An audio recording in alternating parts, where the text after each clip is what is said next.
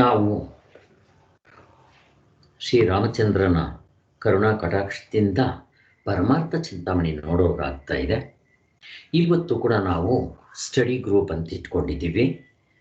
ನಿನ್ನೆ ಒಂದು ಸ್ವಲ್ಪ ಮಾಡಿದ್ವಿ, ಮುಂದಕ್ಕೆ ಹೋಗೋಣ.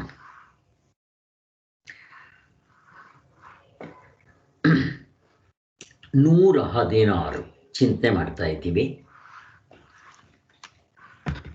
ಈಗ ನನ್ನ ಪ್ರಶ್ನೆ,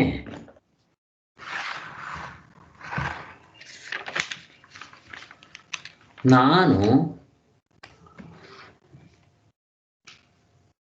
ಇವಾಗ ನಾವು ಎಚ್ಚರದಲ್ಲಿದ್ದೀವ, ಕನಸಿನಲ್ಲಿದ್ದೀವ, ನಿದ್ದೆಯಲ್ಲಿದ್ದೀವ? ಪ್ರಶ್ನೆ.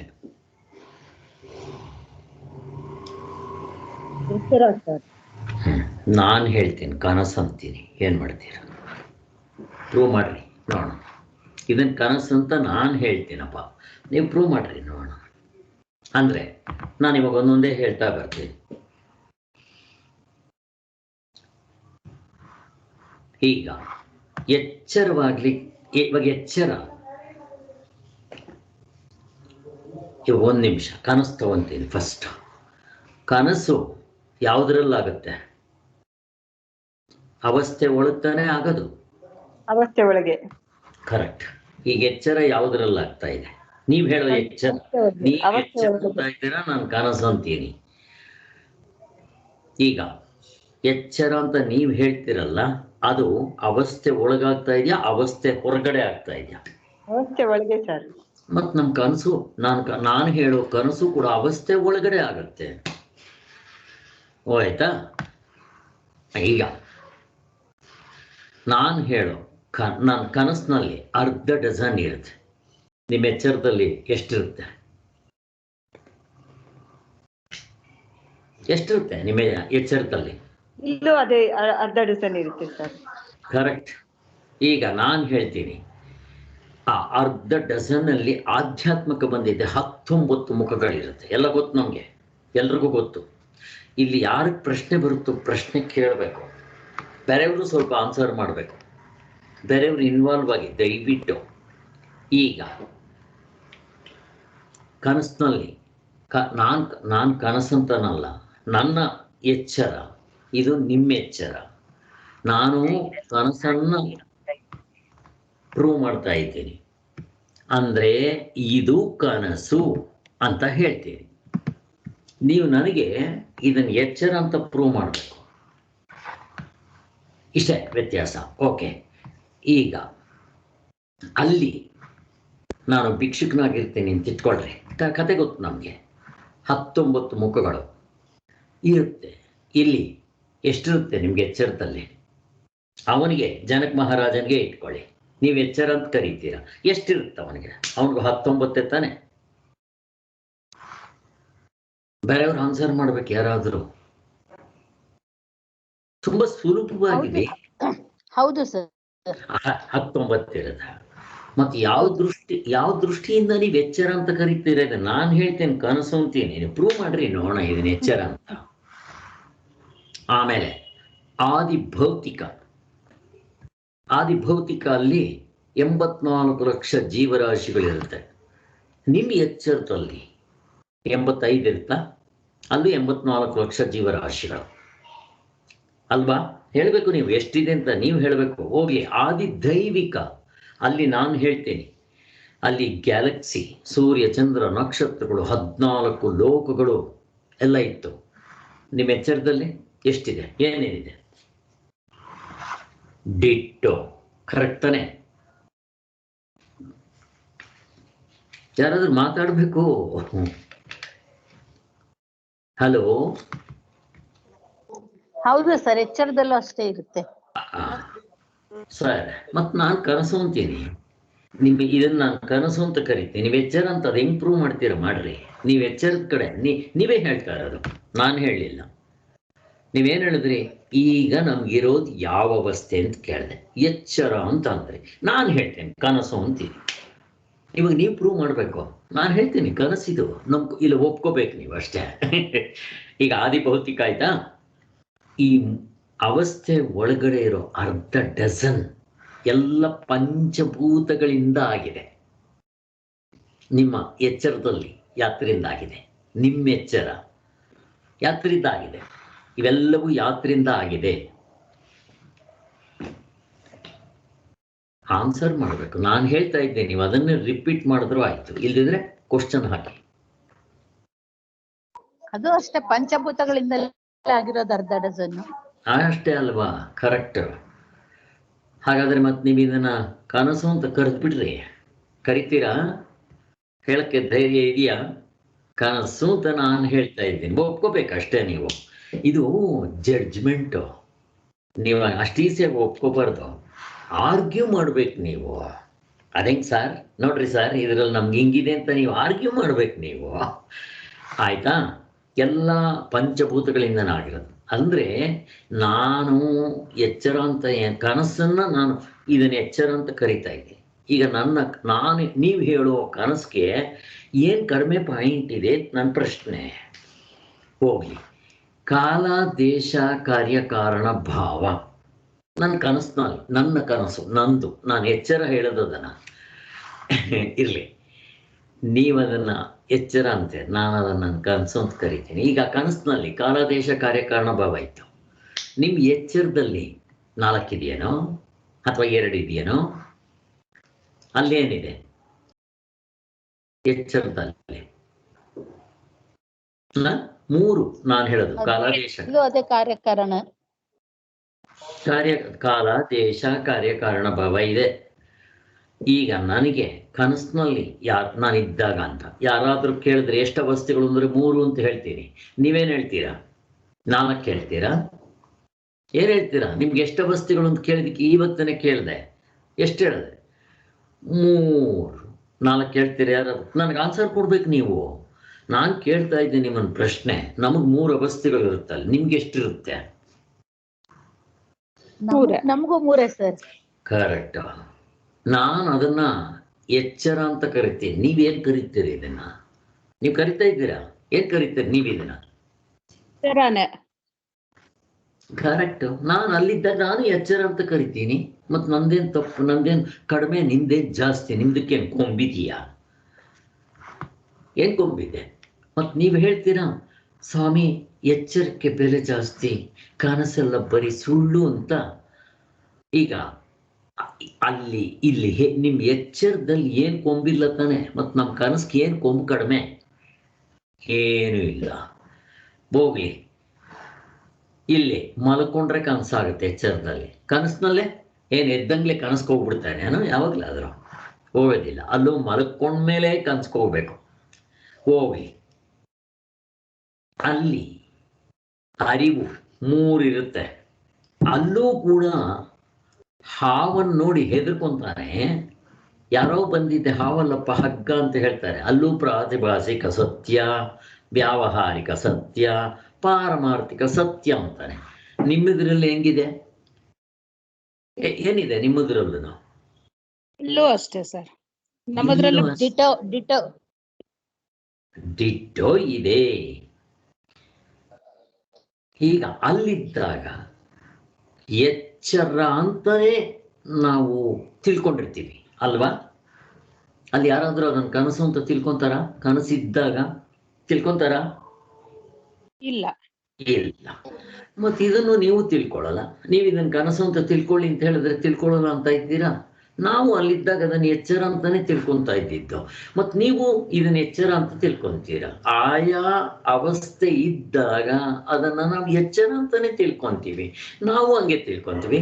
ನೀವು ನಮ್ಮನ್ನ ಕನಸು ಅಂತ ಕರೆದ್ರು ಆ ಕನಸು ಕಾಣುವಾಗ ಅದು ಕನಸು ಅಂತ ಯಾರಿಗಾದ್ರೂ ಗೊತ್ತಾಗುತ್ತಾ? ಇಲ್ಲ ಸರ್, ಗೊತ್ತಾಗಲ್ಲ. ಅಕಸ್ಮಾತ್ ಗೊತ್ತಾಗಿದ್ದಿದ್ರೆ ಕನಸಿನಲ್ಲಿದ್ದಾಗ ಅದು ಕನಸು ಅಂತ ಅನ್ಸಿದ್ದಿದ್ರೆ ಏನಾಗ್ತಾ ಇತ್ತು? ಅದು ಎಚ್ಚರ ಆಗ್ತಿತ್ತು. ಅಲ್ಲಿ ಎಚ್ಚರ ಬಂದ್ಮೇಲೆ ಕನಸು ಅಂತ ಗೊತ್ತಾಗುತ್ತೆ. ಕರೆಕ್ಟ್. ನನ್ನ ಪ್ರಶ್ನೆ ಅದಲ್ಲ. ಈಗ ಇಲ್ಲಿ ಜನಕ ಮಹಾರಾಜ ಮೃಷ್ಟಾನ್ನ ಊಟ ಮಾಡಿ ಮಲಗಿದ್ದಾನೆ. ಕನಸಿನಲ್ಲಿ ಭಿಕ್ಷುಕನಾಗಿದ್ದಾನೆ. ಈಗ ಅವನಿಗೆ ಎಚ್ಚರದ ನೆನಪು ಬಂದ್ರೆ ಏನಾಗುತ್ತೆ ಅಂತ ನನ್ನ ಪ್ರಶ್ನೆ. ಭಿಕ್ಷುಕ ಅಲ್ಲ, ಭಿಕ್ಷೆ ಬೇಡ. ಬೇಡದಿಲ್ಲ ಅಲ್ವಾ? ಹಾಗೆ ಯಾಕೆ? ಆವಾಗ ಅದು ಸತ್ಯವಾಗಿರುತ್ತೆ. ನಾನು ಅದೇ ಹೇಳಿದ್ದು, ನೀವು ಇವಾಗ ಎಚ್ಚರವನ್ನು ಎಷ್ಟು ಸತ್ಯ ಅಂತ ಹಿಡ್ಕೊಂಡು ಓಡದಾಡ್ತಾ ಇದ್ದೀರೋ, ಅದ್ರ ಕಡೆ ಪಾಯಿಂಟ್ಸ್ ಹೇಳ್ತಾ ಇದ್ದೀರೋ, ನಾವು ಕನಸಿನಲ್ಲಿದ್ದಾಗ ನನಗೆ ಅದು ಸತ್ಯವಾಗಿರುತ್ತೆ. ಮತ್ತೆ ಹಾಗಾದ್ರೆ ನಿಮ್ಮ ಎಚ್ಚರಕ್ಕೆ ಏನು ಕೊಂಬು ಬಂತು? ಮತ್ತೆ ನಾನು ಅಲ್ಲಿದ್ದಾಗ ಅದನ್ನು ಎಚ್ಚರ ಅಂತೀನಿ, ಇಲ್ಲಿದ್ದಾಗ ಇದನ್ನು ಎಚ್ಚರ ಅಂತೀನಿ. ಯಾವುದು ನಾನು ಅನುಭವಿಸ್ತಾ ಇರ್ತೀನೋ ಅದನ್ನು ಎಚ್ಚರ ಅಂತ ಕರೆಯೋದು. ಇದು ಒಂದು ಕಾಮನ್ ರೂಲ್ಸ್ ಇದ್ದಂಗೆ. ಇಲ್ಲಿದ್ದಾಗ ಇದು ಜೈ, ಅಲ್ಲಿದ್ದಾಗ ಅದು ಜೈ. ಮತ್ತೆ ಏನು ಹೇಳ್ಬೇಕು ನಮಗೆ? ರೂಟ್ ನಂಬರ್ 4 ಅನ್ಬೇಕಲ್ವಾ? ಮತ್ತೆ ಆ ಕನಸನ್ನ ದೃಶ್ಯ ಪ್ರಪಂಚ ಅಂತ ಕರಿತೀನಿ. ನಿಮ್ಮ ಎಚ್ಚರವನ್ನು ಏನಂತ ಕರಿತೀರಾ? ಅದೃಶ್ಯ ಪ್ರಪಂಚ ಅಂತ ಕರಿತೀರಾ? ಏನಂತ ಕರಿತೀರಾ? ಅದು ದೃಶ್ಯ ಪ್ರಪಂಚನೇ. ಮತ್ತೆ ಏನ್ ಕಡಿಮೆ? ನಮ್ದು ಏನ್ ಕಡಿಮೆ, ನಿಮ್ದು ಏನ್ ಕೊಂಬಿದೆ? ನಾನು ಪ್ರಶ್ನೆ ಕೇಳಲ್ಲ. ಆಯಾ ಕಾಲಕ್ಕೆ ಅದು ಸತ್ಯವಾಗಿರುತ್ತೆ. ನಿಮ್ದು ಅಷ್ಟೇ. ನೀವು ಇವಾಗ ಸತ್ಯ ಅಂತಾನೆ ವಾದ ಮಾಡ್ತಾ ಇದ್ದೀರಾ. ಸೊ ಇದನ್ನ ಕನಸು ಅಂತ ಕರಿತೀನಿ. ಒಪ್ಕೊಂತೀರಾ ಅಥವಾ ನೀವೇನಾದ್ರೂ ಆರ್ಗ್ಯುಮೆಂಟ್ ಮಾಡ್ತೀರಾ? ಯಾರಾದ್ರೂ ಏನ್ ಮಾಡ್ತೀರಾ? ಇರೋದು ಎರಡೇ ದಾರಿ. ಸುಮ್ಮನೆ ಒಪ್ಕೋಬೇಕು, ಹಂಗೆ ಒಪ್ಕೋಬಾರ್ದು. ಸುಮ್ಮನೆ ಆರ್ಗ್ಯೂ ಮಾಡಬೇಕು. ಇಬ್ಬರು ಲಾಯರ್ಗಳು ಹಿಡ್ಕೋಬೇಕು. ಜಡ್ಜ್ ಇರ್ತಾರೆ, ಇಲ್ಲ ಸ್ವಾಮಿ ನಮ್ದೇ ಕರೆಕ್ಟ್ ಅಂತ ಪಾಯಿಂಟ್ಗಳನ್ನ ಹಾಕ್ಬೇಕು. ನೀವು ಯಾರು ಹಾಕ್ತಾನೆ ಇಲ್ಲ. ನೀವು ಸುಮ್ಮನೆ ನಾನು ಹೇಳಿದ್ದನ್ನು ಕೇಳ್ತಾ ಇದ್ದೀರಾ? ಹಾಕಿ. ಇವಾಗ ಇಲ್ಲ, ನಿಮ್ಗೆ ಒಂದು ಪಾಯಿಂಟ್ ಹೇಳ್ಕೊಡ್ತೀನಿ, ಹಾಕ್ರಿ. ಸರ್ ಅಂದ್ರೆ ಗೊತ್ತು ಸರ್ ನಮ್ಗೆ, ಅದಕ್ಕೆ ಆಗ್ತಾ ಇಲ್ಲ. ಇದು ಕನ್ಸು ಅಂತ ಗೊತ್ತು. ಓ ಸರಿ. ಓ ನೀವು ನಮ್ ದಾರಿಗೆ ಬಂದ್ಬಿಟ್ಟಿದ್ದೀರಾ. ಅರ್ಥ ಆಗಿದೆ. ನಾವ್ ಯಾವಾಗ ಕನ್ಸಲ್ ಅಲ್ಲ, ನೀವು ಕನ್ಸಲ್ಲೇ ಇದು ಎಚ್ಚರನ ಕನ್ಸ ಅಂತ ಕೇಳಿದ್ರು ಅದ್ ಎಚ್ಚರ ಅಂತಾನೆ ಹೇಳ್ತೀವಿ. ನೀವ್ ಯಾವಾಗ ಕೇಳಿದ್ರು ಎಚ್ಚರನೇ ಹೇಳ್ತೀವಿ ನಾವು. ಆದ್ರೆ ಎರಡು ಕನ್ಸು ಅಂತ ಗೊತ್ತು ಅಷ್ಟೇ. ಇಷ್ಟೇ ಬೇಕಾಗಿರೋದು, ಎರಡು ಕನಸು. ಅದಕ್ಕೆ ಪಿಕ್ಚರ್ ಬಂದಿದ್ದು ಎರಡು ಕನಸು ಅಂತ. ಆದ್ರೆ ಅಲ್ಲಿ ಇವೆಲ್ಲ ಅವ್ರು ಚಿಂತನೆ ಮಾಡಲ್ಲ. ಅಲ್ಲಿ ಬೇರೆ ಎರಡು ಕನಸುಗಳು, ಅದು ಬಿಟ್ಬಿಡಿ. ಆದ್ರಿಂದ ಯಾವುದನ್ನ ನಾವು ಆ ಸಮಯಕ್ಕೆ ನಾವು ಸತ್ಯ ಅಂತ ಕರಿತೀವಿ, ಇದು ಮನಸ್ಸಿನ ಬುದ್ಧಿ, ಮನಸ್ಸಿನ ಜಟ್ಲರಿ, ಮನಸ್ಸಿನ ಇದು ಏನು ಮಾಡಕ್ ಬರಲ್ಲ. ಅದಕ್ಕೆ ನಾವು ಮನಸ್ಸು ಬುದ್ಧಿನ ಕೇಳಕ್ಕೆ ಹೋಗ್ಬಾರ್ದು. ಕೇಳಿದ್ರೆ ನಮ್ಮನ್ನು ಮಿಸ್ಲೀಡ್ ಮಾಡುತ್ತೆ. ಇಲ್ಲಿದ್ದಾಗ ಇದನ್ನೇ ಎಚ್ಚರ ಅನ್ನುತ್ತೆ, ಅಲ್ಲಿದ್ದಾಗ ಅದನ್ನೇ ಎಚ್ಚರ ಅನ್ನುತ್ತೆ. ಯಾಕೆ? ಮನಸ್ಸು, ನಾವು ನಿನ್ನೆ ಅದನ್ನೇ ಚಿಂತನೆ ಮಾಡಿದ್ದೆವು. ಯಾಕೆ? ಎಚ್ಚರದ ಈಗ ಇಲ್ಲಿ ನಾವು ಒಂದು ಸಾರಿ ನನ್ನದು ಅನ್ನುತ್ತೆ, ಕನ್ನಡಕ ನಂದು, ಶರೀರ ನಂದು, ಹೆಂಡತಿ ಮಕ್ಕಳು ಮನೆ ಮಠ ನನ್ನದು ಅನ್ನುತ್ತೆ. ಒಂದು ಸಾರಿ ನಾನು ಅಂತ ಅನ್ನುತ್ತೆ. ಇದು ಎಲ್ಲ ನಾವು ವಿಚಾರ ಮಾಡ್ತೀವಿ ನಿನ್ನೆ. ಆದ್ದರಿಂದ ಸರಿ, ಇಲ್ಲಿ ಮೂರಿದೆ ಅಂತ ಹೇಳ್ತೀರಾ: ಪ್ರಾತಿಭಾಸಿಕ, ವ್ಯಾವಹಾರಿಕ, ಪಾರಮಾರ್ಥಿಕ. ಇಲ್ಲಿ ಇವು ಮೂರು ಕೂಡ ಮನಸ್ಸಿನಿಂದ ಆದಂಥದ್ದು. ಈಗ ನಿಜವಾಗಿಯೂ ಅರಿವು ಎಷ್ಟಿರುತ್ತೆ ಎಚ್ಚರದಲ್ಲಿ? ನಿಜವಾಗಿಯೂ ಅರಿವು ಎಷ್ಟಿರುತ್ತೆ? ಮೂರಿರುತ್ತಾ? ನಿಜವಾಗ್ಲೂ ಒಂದೇ ಇರುತ್ತಾ? ಒಂದೇ ಸರ್, ಒಂದೇ. ಅದನ್ನ ಬರೀ ಅರಿವು ಅಂತ ಕರಿತೀವಿ. ಅಂದ್ರೆ ಅದೊಂದೇ ಇರೋದು, ಆತ್ಮನೇ ಇರೋದು ಅಂತ ಹೇಳ್ತೀವಿ. ಅಲ್ಲಿ ಹೆಂಗ್ ಹೇಳ್ತೀವಿ? ಅಲ್ಲೂ ಹಾಗೆ ಹೇಳ್ತೀವಿ.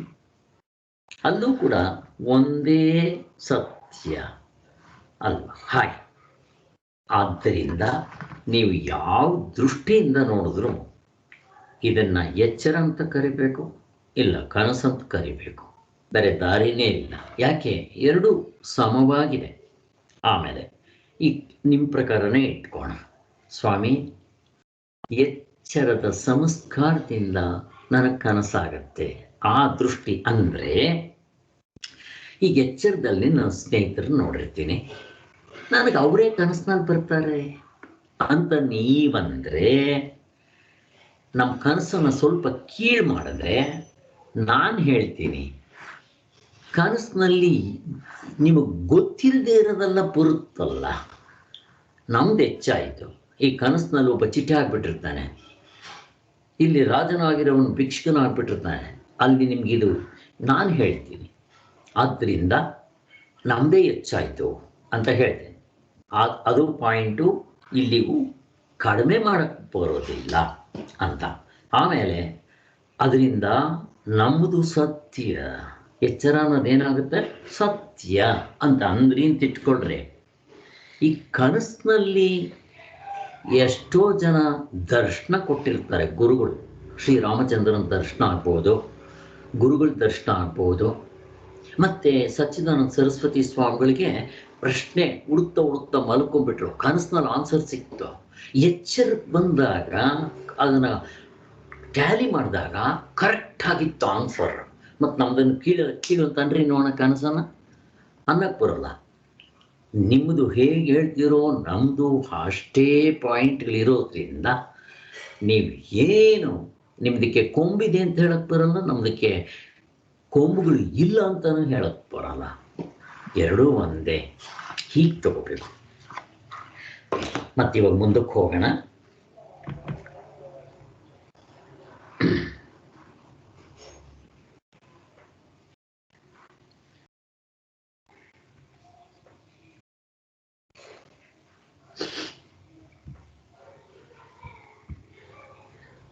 ನೂರ 16.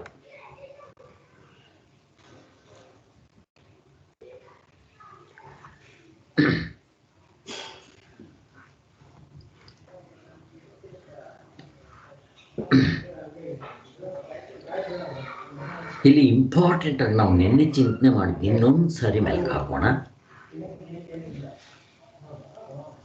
ಈಗ ಹಾವನ್ನು ನಾನು ಹಗ್ಗವನ್ನು ಹಾವು ಅಂತ ಹೆದರ್ಕೊತಾ ಇದ್ದೀನಿ, ಅವಾಗ ಅದು ಸತ್ಯವಾಗಿರುತ್ತೆ. ಇನ್ನೊಂದು ಎಚ್ಚರ ಆಗಲಿ ಕನಸಾಗಲಿ ಎರಡಕ್ಕೂ, ಅದಕ್ಕೆ ಇದನ್ನು ದೃಶ್ಯ ಪ್ರಪಂಚ ಅಂತ ಕರೆದು ಬಿಡ್ತಾರೆ ಶಾಸ್ತ್ರದಲ್ಲಿ. ಇಲ್ಲಿ ಎರಡಿಲ್ಲ, ಎಚ್ಚರ ಕನಸು ಅಂತ ಅವ್ರು ಕರೆಯೋದೇ ಇಲ್ಲ. ಇಲ್ಲೂ ತೋರ್ಕೊಳ್ಳುತ್ತೆ, ಅಲ್ಲೂ ತೋರ್ಕೊಳ್ಳುತ್ತೆ. ಇದು ದೃಶ್ಯ ಪ್ರಪಂಚ, ಅದು ದೃಶ್ಯ ಪ್ರಪಂಚ ಅಷ್ಟೇ. ಈಗ ಈ ದೃಶ್ಯ ಪ್ರಪಂಚದಲ್ಲಿ ಅಂತಾನೆ ಕರೆಯೋದು ನಾನು. ಅಂದರೆ ನೀವು ಎಚ್ಚರ ಆದರೂ ತಗೊಳ್ಳಿ, ಕನಸಾದರೂ ತಗೊಳ್ಳಿ. ಹಾಗೆ ನೋಡಿ ಹೆದರ್ಕೊಂತೀನಿ, ಅಲ್ಲಿ ಹಗ್ಗ ಅಂತ ಗೊತ್ತಾಗತ್ತೆ. ಅಲ್ಲಿ ಏನೇನು ಅಲ್ಲಿ ಗೊತ್ತಾಗಿದ ತಕ್ಷಣ ಸರಿಯಾದ ಜ್ಞಾನ ಬಂದಾಗ ಇದನ್ನು ಕ್ಯಾನ್ಸಲ್ ಮಾಡ್ತೀನಿ. ಇಲ್ಲಿ ಏನಾಗ್ತಾ ಇದೆ ಅಂದರೆ, ಹಾವು ಅಂತ ನಾನು ನೋಡಿದ್ದು ಈ ಶರೀರನೇ, ಈ ಮನಸ್ಸೇ, ಈ ಬುದ್ಧಿಯೇ, ಈ ಚಿತ್ತದಲ್ಲೇ ಹಾವಿನ ಪ್ರತ್ಯಯ ಮೂಡಿದ್ದು ಹಾವಂತ. ಅವಾಗ ಸತ್ಯವಾಗಿತ್ತು 100%. ಕೊನೆಗೆ ಅವ್ರು ಬಂದು ಇದು ಹಗ್ಗ ಅಂತ ನನಗೆ ತೋರಿಸಿದಾಗ ಇದೇ ಶರೀರದಲ್ಲಿ, ಇದೇ ಕಾಲ ಪ್ರವಾಹದಲ್ಲಿ, ಇದೇ ದೇಶ ಪ್ರವಾಹದಲ್ಲಿ ಇದು ಹಗ್ಗ ಅಂತ ಗೊತ್ತಾಯಿತು. ನೋಡ್ರಿ, ಎಕ್ಸಾಂಪಲ್ಗೂ ದೃಷ್ಟಾಂತಕ್ಕೂ ದ್ರಾಷ್ಟಾಂತಕ್ಕೂ ವ್ಯತ್ಯಾಸ ಚೆನ್ನಾಗಿ ತಿಳ್ಕೊಬೇಕು ನಾವು. ಇದು ಒಂದೇ ಕಾಲ ಪ್ರವಾಹ, ಒಂದೇ ಶರೀರ. ಅಂದರೆ ಈ ಎಚ್ಚರದಲ್ಲಿ ಯಾವ ಶರೀರ, ಜನಕ ಮಹಾರಾಜನೇ ಇಟ್ಕೊಳ್ರಿ, ಅದೇ ಶರೀರದಲ್ಲಿ ಇಷ್ಟು ನಡೀತಾ ಇರುತ್ತೆ ಅಲ್ವಾ. ಜನಕ ಮಹಾರಾಜ ಹಾವು ಅಂದ್ಕೊಂಡ, ಅವ್ರ ಗುರುಗಳು ಬಂದಿದ್ದೆ ಹಗ್ಗನಪ್ಪ ಅಂತ ಹೇಳಿದ್ರು. ನೋಡಿದ ತಕ್ಷಣ ಇದೆಲ್ಲ ಒಂದೇ ಗೊತ್ತಾಗ್ತಾ ಇದೆ. ಆದರೆ ಈಗ ಕನಸು ಮತ್ತೆ ಎಚ್ಚರ, ಇಲ್ಲೇನಾಯಿತು, ನನಗೆ ಹಾವಿನ ಸತ್ಯ ಅಂದ್ಕೊಂಡಿದ್ದೆ, ಆದರೆ ಅಲ್ಲಿ ಗುರುಗಳು ಬಂದು ಯಾರೋ ಬಂದು ಅದು ಹಗ್ಗ ಅಂತ ತೋರಿಸಿದ್ಮೇಲೆ ಇದನ್ನು ಹೊಡೆದಾಕಿ ಅದು ಸರಿಯಾದ ಜ್ಞಾನ ಅಂತ ಮಾಡಿಕೊಂಡೆ. ಸೊ ಬ್ಯಾಕ್ಗ್ರೌಂಡ್ ಏನು, ಒಂದೇ ಶರೀರ, ಒಂದೇ ಅಂತಃಕರಣ, ಒಂದೇ ಕಾಲ ಪ್ರವಾಹ. ಈಗ ಇದು ದೃಷ್ಟಾಂತ, ಎಕ್ಸಾಂಪಲ್ಲು. ನಮಗೆ ದ್ರಾಷ್ಟಾಂತಿಕದಲ್ಲಿ ಏನಾಗ್ತಾ ಇದೆ ಅದು ಇಂಪಾರ್ಟೆಂಟು. ಕನಸನ್ನು ನಾನು ಸತ್ಯ ಅಂದ್ಕೊಂಡಿದ್ದೆ, ಈಗ ಕನಸು ಬೇರೆ ಶರೀರ, ಬೇರೆ ಅಂತಃಕರಣ, ಬೇರೆ ಕಾಲ, ಬೇರೆ ದೇಶ, ಎಲ್ಲವೂ ಬೇರೆ ಬೇರೆ.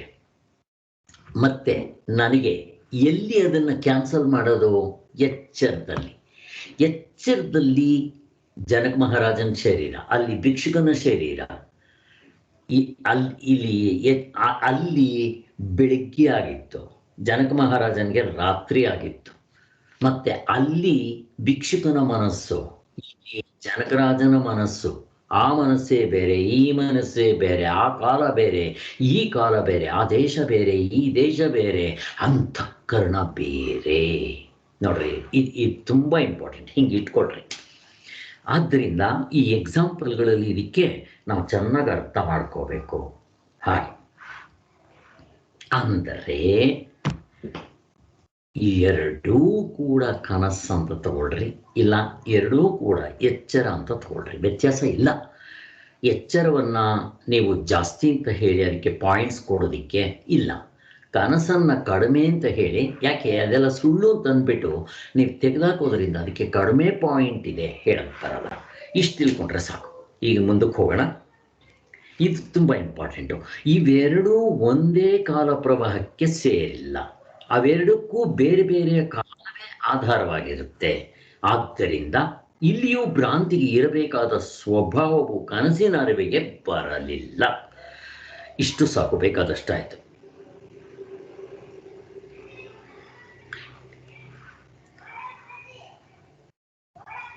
ಆ ದೃಷ್ಟಿಯಿಂದ ಎಚ್ಚರಕ್ಕೆ ಬಂದಿದ್ದ ತಕ್ಷಣ ನಾನು ಕನಸನ್ನ ಸುಳ್ಳು, ಭ್ರಾಂತಿ ಅಂತ ಕರಿತೇನಲ್ವಾ?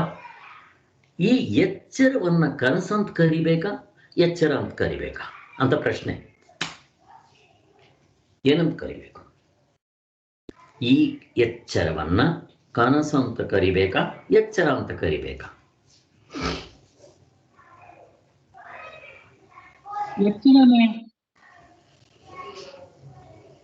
ನಾನು ಕನಸು ಅಂತ ಕರಿತಾ ಇದ್ದೀನಲ್ಲ, ಮತ್ತೇನು ಮಾಡ್ತೀಯ? ಇವಾಗ ಇಷ್ಟು ಪಾಯಿಂಟ್ಗಳು ಹಾಕಿದ್ವಲ್ಲ, 10 ಪಾಯಿಂಟ್ 15 ಪಾಯಿಂಟ್ ಇದೆ, 15 ಪಾಯಿಂಟ್ಗಳು ಹೇಳಿದ್ವಿ ಇವಾಗ. ಆದ್ದರಿಂದ ನಾನು ಕನಸಂತೆ, ನೀವು ಎಚ್ಚರ ಅಂತ ಅದು ಹೆಂಗೆ ಕರಿತೀರಾ?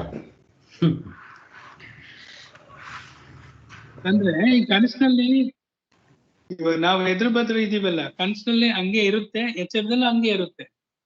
ಎಚ್ಚರ ಅಂತ ಅಂದ್ರು ಒಂದೇ, ಕನಸು ಒಂದು ಅಂತ ಅಂದ್ರೆ ಏನ್ ಬೇಕಾದ್ರೂ ಕರಿಬಹುದು. ಅಂದರೆ ಎಚ್ಚರವೂ ಸುಳ್ಳು, ಕನಸು ಸುಳ್ಳು, ನಿದ್ದೆಯೂ ಸುಳ್ಳು. ಹೋಗಿ ನಿದ್ದೆ ಸತ್ಯ ಇಟ್ಕೊಬೇಡ. ಇವೆರಡು ಸುಳ್ಳಾದ್ರೆ ಹೋಗ್ಲಿ, ನಿದ್ದೆನ ಸತ್ಯ ಅಂತ ಇಟ್ಕೊಳ್ಳೋದು ಬರುತ್ತಾ? ನಾನು ಕರೆಕ್ಟ್ ಅನಿಸ್ತದೆ. ನಮ್ಮ ಇದು ಪಾರಮಾರ್ಥಿಕ ದೃಷ್ಟಿಯಿಂದ ಯಾವುದು ಇದೇ ಇಲ್ಲ, ಮೂರು ಇಲ್ಲ. ನನಗೆ ಅನುಭವದಲ್ಲಿ ತೋರಿಸ್ಬೇಕು. ನೀವೇನೋ ಥಿಯರಿ ಹೇಳಿದ್ರೆ ಒಪ್ಕೋಣ, ಥಿಯರಿ ಪ್ರಕಾರ ಯಾವುದೂ ಇಲ್ಲ. ನನಗೆ ಅನುಭವದಲ್ಲಿ ತೋರಿಸ್ಬೇಕು. ಅವಸ್ಥೆಗಳು ಇದ್ರೆ ಹೋದಾಗ ಯಾವುದು ಇರಲ್ವಲ್ಲ, ಅನುಭವ. ನಾನು ನಿದ್ದೆಯಲ್ಲಿದ್ದಾಗ ಇದು ನಿದ್ದೆ ಅಂತ ಅನ್ಸುತ್ತಾ ಯಾರಿಗಾದ್ರೂ? ಪ್ರಶ್ನೆ ಅನ್ಸುತ್ತಾ? ಇಲ್ಲ, ಖಂಡಿತ ಇಲ್ಲ ಸರ್, ಖಂಡಿತ ಇಲ್ಲ, ಅನ್ಸಲ್ಲ. ಮತ್ತೆ ಅವಸ್ಥೆ ಎಲ್ಲಿದೆ? ಹೋಗ್ಲಿ, ಗಾಢ ನಿದ್ರೆಯಲ್ಲಿದ್ದಾಗ ಎಚ್ಚರ ಒಂದು ಅವಸ್ಥೆ ಇದೆ ಅಂತ ಅನ್ಸುತ್ತಾ? ಇಲ್ಲ, ಇಲ್ವೇ ಇಲ್ವಲ್ಲ. ಹೋಗ್ಲಿ, ಕನಸು ಇನ್ನೊಂದಿದೆ ಅಂತ ಅನ್ಸುತ್ತಾ? ಗಾಢ ನಿದ್ರೆಯಲ್ಲಿ ಏನು ಅನುಭವನೇ ಇರಲ್ಲ. ಕಾನ್ಶಿಯಸ್ ನಲ್ಲಿ ಇರ್ತೀವಿ, ನಮ್ ಸ್ವರೂಪದಲ್ಲಿ ಇರೋದ್ರಿಂದ ಬೇರೆ ಅನುಭವ ಯಾವ್ದು ಬರೋದೇ ಇಲ್ಲ. ಇವೆಲ್ಲ ಇಲ್ವೇ ಇಲ್ವಲ್ಲ, ಸುಳ್ಳಲ್ವ ಇದು? ಅಷ್ಟೇ ತಗೋಬೇಕಾಗಿರೋದು. ಹಾವು ಹಗ್ಗ ನೋಡಿದ ತಕ್ಷಣ ಹಾಲು ಇರೋದಿಲ್ಲ. ನಾವು ಗಾಢ ನಿದ್ರೆ ಆಗಲಿ, ಮುಕ್ತರಾಗ ಅನುಭವದಲ್ಲಿ ನಿಂತ್ಕೊಳ್ಳಿ, ಅವಸ್ಥೆ ಆಗಿರಲ್ಲ. ಇದು ಹೇಗೆ ಅಂತಂದ್ರೆ, ಮೊದಲು ಎತ್ಕೊಂತಾನೆ ನೇತಿ ಅಂತ ಹೋಗ್ಬೇಕಲ್ಲಿಗೆ. ಆಮೇಲೆ ಏನಾಗಬೇಕು? ಇತಿ ಅಂತ ವಾಪಸ್ ಬರಬೇಕು. ರಾಮಕೃಷ್ಣ ಪರಮಹಂಸರು ಹೇಳಿದ್ದು, ಮೆಟ್ಲು ಹತ್ಕೊಂಡು ಹೋಗೋದು. ಹೋಗುವಾಗ ಏನ್ ಮಾಡ್ಬೇಕು? ಈ ಶರೀರ ಅಲ್ಲ, ಎಲ್ಲ ಅಲ್ಲ. ಅದು ತುಂಬ ಚೆನ್ನಾಗಿದೆ. ಈ ಶರೀರ ಅಲ್ಲ, ಕರ್ಮೇಂದ್ರಿಯಗಳು ಅಲ್ಲ, ಬಿಡ್ತಾ ಹೋಗ್ಬೇಕು. ಜ್ಞಾನೇಂದ್ರಿಯಗಳು ನೀನ ಅಲ್ಲ, ಅಂತಃಕರಣ ನೀನ ಅಲ್ಲ, ಪ್ರಾಣಗಳು ನೀನ ಅಲ್ಲ, ಜೀವಾತ್ಮ ನೀನ ಅಲ್ಲ. ಅಲ್ಲಿ ನಿಂತ್ಕೊಂಡ್ರಿ ಇಂತಿಟ್ಕೊಳ್ರಿ, ಹಗ್ಗ ಅಂತ ಕಂಡ್ರಿ ಇಂತಿಟ್ಕೊಳ್ರಿ. ನೆಕ್ಸ್ಟ್ ವಾಪಸ್ ಬರೋವಾಗ ಏನ್ ಹೇಳ್ತೀರಾ? ಹಾವು ಅಂತ ತಿಳ್ಕೊಂಡಿದ್ನಲ್ಲ, ಹಗ್ಗವೇ ಹಾವಾಗಿ ತೋರ್ತಾ ಇದೆ, ಚಿನ್ನವೇ ಒಡವೆಯಾಗಿ ತೋರ್ತಾ ಇದೆ. ಅಲ್ಲಿ ತೋರ್ಬಾರ್ದು ಅಂತೇನಿಲ್ಲ, ತೋರ್ಲಿ, ತೋರಿದ್ರು ನಮ್ಗೆ ಅದಕ್ಕೆ ಇಂಪಾರ್ಟೆನ್ಸ್ ಕೊಡ್ಬೇಡ್ರಿ ಅಂತ ಹೇಳೋದು ಅಷ್ಟೇ. ಈಗ ಈ ಪ್ರಪಂಚಕ್ಕೆ ಯಾಕೆ ಇಂಪಾರ್ಟೆನ್ಸ್ ಕೊಡ್ಬೇಕು ನಾವು ಅಂತ ಪ್ರಶ್ನೆ. ಅನುಭವದಿಂದ ನೋಡ್ಕೊಂಡು ಹೇಳ್ತಾ ಇರೋ, ಸುಮ್ಮನೆ ಹೇಳ್ತಾ ಇಲ್ಲ. ಹೀಗೆ ನಾವು ಅನುಭವನ ಮೆಲುಕು ಹತ್ತಾಗ ವೈರಾಗ್ಯ ಬರುತ್ತೆ ಅಂತನೇ ನಾವು ಚಿಂತನೆ ಮಾಡಿದ್ವಲ್ಲ, ಮುಂದಕ್ಕೆ ಹೋಗೋಣ. ಇವಾಗ ಈಗ ಪ್ರಪಂಚ ಅಂದ್ರೆ ಪರಮಾತ್ಮನೇ, ಬ್ರಹ್ಮನೇ ಅಂತ ಅನ್ಕೊಂಡಾಗ ಅದ್ರ ಮೇಲೆ ಅಟ್ಯಾಚ್ಮೆಂಟ್ಸ್ ಎಲ್ಲ ಹೋಗುತ್ತೆ. ಹೌದು, ಅನ್ಕೊಂಡಾಗ ಅಲ್ಲ, ನಿಜವಾಗ್ಲೂ ಇರೋದ್ ಹಾಗೆ ಭಾವನೆ ಅಲ್ಲ, ಇದು ಅನುಭವ. ಈ ಪ್ರಕ್ರಿಯೆಯಲ್ಲಿ ತಿಳ್ಕೊಂಡಾಗ ನಾವು ಅನುಭವಕ್ಕೂ ಬರುತ್ತಲ್ಲ ಗಾರ್ಡನ್ ಇದ್ರಲ್ಲಿ. ಆದ್ರಿಂದ ಒಂದು ದೇವರು ನಮ್ಗೊಂದು ಈ ಒಂದು ಎಕ್ಸಾಂಪಲ್ ಕೊಟ್ಟಿರೋದ್ರಿಂದ ಇದು ಅನುಭವಕ್ಕೆ ಬರುತ್ತೆ. ಅದಕ್ಕೆ ಇವೆಲ್ಲ ಸುಳ್ಳು, ಇದಕ್ಕೆ ಪ್ರಾಮುಖ್ಯತೆ ಕೊಡಬಾರ್ದು ಅಂತ ನಮ್ಮ ಮನಸ್ಸಿಗೆ ದೃಢವಾದ ಒಂದು ನಂಬಿಕೆ ಬರುತ್ತೆ. ಹಂಗ್ ಮಾಡ್ಬೇಕು. ಈಗ ನಮ್ಗೆ 2 ಸ್ಟೆಪ್ ಇದೆ, 3 ಸ್ಟೆಪ್ ನಾನು ಹೇಳ್ತೀನಿ. ಒಂದು ಥಿಯರಿಟಿಕಲ್ ನಾಲೆಡ್ಜ್, 2ನೇದು 3ನೇದು ಯಾವುದು ಯಾರಾದರೂ ಹೇಳ್ತೀರಾ? ಅಲ್ಲ, ವಿಜ್ಞಾನ, ಜ್ಞಾನ ವಿಜ್ಞಾನ ಅಂತ ಹೇಳಿದೆಯಲ್ಲ ಭಗವದ್ಗೀತೆ. ಭಾವನೆನ ಸರ್ 2ನೇ ಸ್ಟೆಪ್ ತಿಳ್ಕೊಂಡಿರೋದನ್ನ ಭಾವನೆ ಮಾಡ್ಕೋಬೇಕು, 3ನೇ ಸ್ಟೆಪ್ ಅದ್ ಅನುಭವ ಆಗ್ಬೇಕು. ಹೋಗ್ಲಿ, ಇವೇ ಅನುಭವ ಆಗ್ಬೇಕು. ಅನುಭವಕ್ಕೂ ಭಾವನೆಗೂ ಮಧ್ಯೆ ಈಗ ನಾನು ಮುಕ್ತನಾಗಿಲ್ಲ, ನೀವು ಮುಕ್ತರಾಗಿಲ್ಲ, ಇದನ್ನ ಭಾವನೆ ಮಾಡ್ಬೇಕಾ? ನಾನು ನಂಬ್ಕೋಬೇಕಾ? ಇಲ್ಲ, ಅಂದ್ರೆ ನಮ್ಮ ಅವಸ್ಥಾತ್ರಯಿಂದ ನೋಡ್ಕೊಳ್ಳಬಹುದು. ಅದು ಇಂಪಾರ್ಟೆಂಟು. ಈ ಅವಸ್ಥಾತ್ರೆಯಿಂದ ನೋಡ್ಕೊಳ್ಳೋದನ್ನ ಏನಂತ ಕರಿತೀರಾ? ಭಾವನೆ ಅಂತ ಕರಿತೀರಾ? ಅನುಭವ ಅಂತ ಕರಿತೀರಾ? ಎಕ್ಸಾಕ್ಟ್ಲಿ, ಅದು ಬೇಕಾಗಿರೋದು.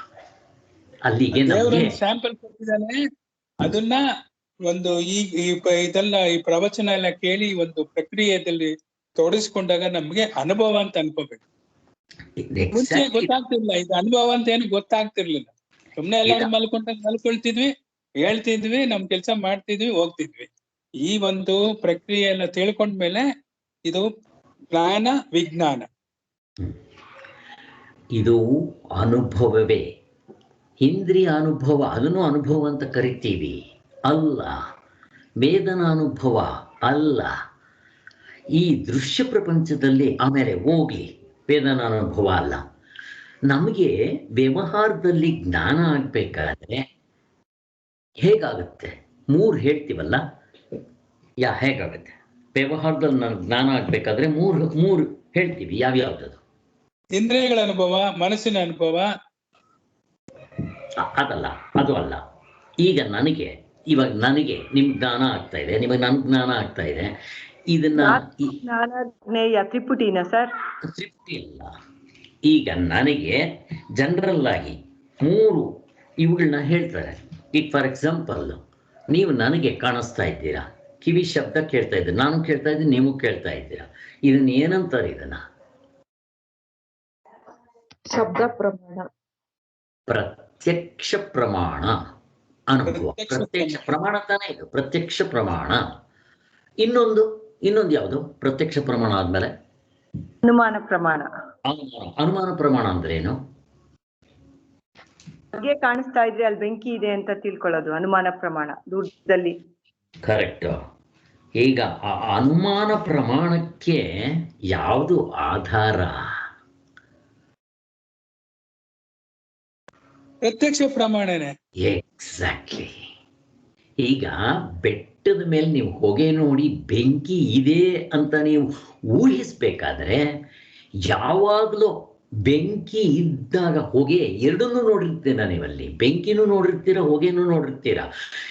ಪ್ರತ್ಯಕ್ಷ ಪ್ರಮಾಣದಿಂದ ಈಗ ಬೆಟ್ಟದ ಮೇಲೆ ಊಹೆ ಮಾಡ್ತೀರಾ. ಹಾವಿಂದು ಹಾಗೆ, ಕಾಡ್ನೆಲ್ಲೋ ಹಾವಾಡಿಗೆ ನಮ್ಮನ್ನು ಹಾವಾಟ ಆಡಿಸ್ದಾಗ ಹಾವಿಂದು ನಮಗೆ ಜ್ಞಾನ ಆಗಿರುತ್ತೆ. ಅದು ಪ್ರತ್ಯಕ್ಷ ಪ್ರಮಾಣ, ಪ್ರತ್ಯಕ್ಷ ಜ್ಞಾನ. ಅದು ನಮಗೆ ಮೊದಲು ಆಗಿದ್ರೇನೆ ನಾನು ಅದೇ ಥರ ಹಿಂಗೆ ಹಗ್ಗ ಬಿದ್ದಿದ್ದಾಗ ಹಾವು ಅಂತ ಭ್ರಮೆ ಮಾಡ್ಕೊಳಕ್ ಬರುತ್ತೆ. ನನಗೆ ಅದೇ ಆಗದೆ ಇದ್ರೆ ಇದಾಗೋದಿಲ್ಲ. ಅದಕ್ಕೋಸ್ಕರ ಸ್ವಾಮಿಗಳು ಹೇಳ್ತಾರೆ ಈ ಅನುಮಾನ ಪ್ರಮಾಣಕ್ಕೂ ಕೂಡ ಎಲ್ಲ ಪ್ರಮಾಣಗಳು ಅನುಭವದ ಮೇಲೆ ಡಿಪೆಂಡ್ ಆಗುತ್ತೆ ಅಂತ ಹೇಳ್ತಾರೆ. ಇದಾಯ್ತು. ಇನ್ನು ಮೂರನೇದು ಯಾವುದು? ಪ್ರತ್ಯಕ್ಷ ಆಯ್ತು, ಅನುಮಾನ ಆಯ್ತು. ಮೂರನೇದು ಯಾವುದು? ನೇರವಾದ ಅನುಭವ. ಅನುಮಾನನೇ ನೇರವಾದ ಅನುಭವ ಅಲ್ಲ, ಅದು ಶಬ್ದ ಪ್ರಮಾಣ. ಶಬ್ದ ಪ್ರಮಾಣ. ಸೊ ಅಲ್ಲ, ನಾನೇನು ಹೇಳ್ತಾ ಇದ್ದೀನಿ ಅಂದರೆ, ವ್ಯವಹಾರದಲ್ಲಿ ನನಗೆ ಜ್ಞಾನ ಆಗಬೇಕಾದ್ರೆ ವ್ಯವಹಾರ ಈ ಮೂರು ಬೇಕು, ಇರಲೇಬೇಕು, ಇದ್ದಿರುತ್ತೆ, ಆಗುತ್ತೆ. ಒಂದು ಪ್ರತ್ಯಕ್ಷ ಪ್ರಮಾಣ, ಅನುಮಾನ ಪ್ರಮಾಣ, ಶಬ್ದ ಪ್ರಮಾಣ. ಶಬ್ದ ಪ್ರಮಾಣ ಅಂದ್ರೆ ಏನು? ವೇದಗಳು, ಉಪನಿಷತ್ತುಗಳು ಅವೆಲ್ಲ ಶಬ್ದ ಪ್ರಮಾಣ. ಆಯ್ತು. ಈಗ ನಮ್ಗೇನು ವೇದಗಳೇ ತಗೋಬೇಕಾ?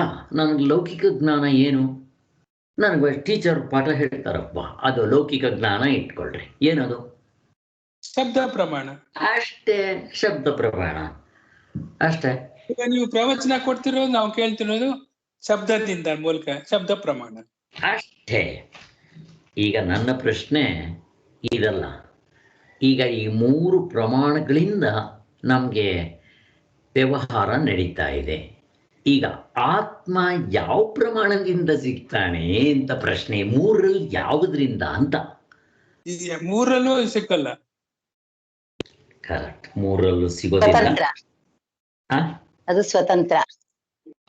ಸ್ವತಂತ್ರ ಇರ್ಲಿ, ಬಟ್ ಈ ಮೂರಲ್ಲೂ ಸಿಗೋಲ್ಲ. ಆದರೆ ಈ ಶಬ್ದ ಪ್ರಮಾಣಕ್ಕೆ ಒಂದು ಇಂಪಾರ್ಟೆನ್ಸ್ ಕೊಡ್ತಾರೆ. ಏನ್ ಕೊಡ್ತಾರೆ ಗೊತ್ತಾ? ಶಬ್ದ ಪ್ರಮಾಣ. ಅದು ಶಬ್ದ ಪ್ರಮಾಣ ಕೂಡ ನೋಡ್ರಿ, ಹಸು ತೋರ್ಸಂಗೇನು ಆತ್ಮನ್ ತೋರ್ಸಲ್ಲ. ಶಬ್ದ ಪ್ರಮಾಣ ತೋರ್ಸುತ್ತಾ? ಇದನ್ನ ಜನಕ ಮಹಾರಾಜನ ಸಭೆಯಲ್ಲಿ ಯಾಜ್ಞವಲ್ಕರ್ನೊಬ್ಬ ಪ್ರಶ್ನೆ ಕೇಳ್ತಾನೆ. ಯಾಕೆಂದ್ರೆ ಅಲ್ಲ ಗೋವುಗಳಿಟ್ಟಿರ್ತಾನೆ, 1000 ಗೋವುಗಳು, ಒಂದೊಂದಕ್ಕೂ 5-5 ತೊಲ 10 ತೊಲ ಚಿನ್ನ ಹಾಕಿರ್ತಾನೆ. ಅವಾಗ ಒಬ್ಬ ಪ್ರಶ್ನೆ ಕೇಳ್ತಾನೆ ಜನಕ ಮಹಾರಾಜನ್ನ, ಸ್ವಾಮಿ ಹಸುಗಳು ತೋರ್ಸಂಗ್ ನನಗೆ ಆತ್ಮನ್ ತೋರ್ಸ್ಬೇಕು, ನೀವು ಗೊತ್ತಾ ಅಂತ. ನಾವು ಹಂಗೆ ಈ ಶಬ್ದ ಪ್ರಮಾಣ ನಮಗೆ ಆತ್ಮವನ್ನ ತೋರಿಸುತ್ತಾ?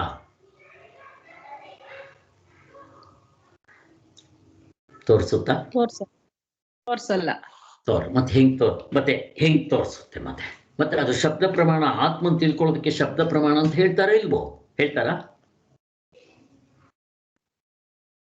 ಶಬ್ದ ಪ್ರಮಾಣ ಅಂತಂದ್ರೆ ಅದಕ್ಕೆ ತಗೊಂಡಾಗ ನೀವು ವೇದಗಳು, ಉಪನಿಷತ್ತುಗಳು ಶಬ್ದ ಪ್ರಮಾಣ.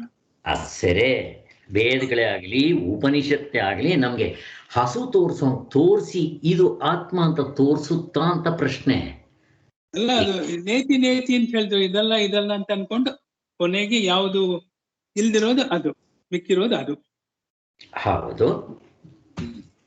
ಈಗ ನಾನು ಅಲ್ಲಿ ಉಪದೇಶ ಮಾಡ್ಬೇಕಾದ್ರೆ ಹಂಗೆ ತಾನೆ ಗುರುಗಳು ಶಿಷ್ಯರಿಗೆ. ಹೌದು. ಈಗ ನನಗೆ ಹಾವು ಕಂಡಾಗ ನನಗೆ ಇದು ಹಾವಲ್ಲ ಹಗ್ಗ ಅಂತ ಅವ್ರ ಗುರುಗಳು ಹೇಳಿದ ತಕ್ಷಣ ನನಗದು ನಂಬಿಕೆ ಬರಬೇಕು. ಬರುತ್ತಾ?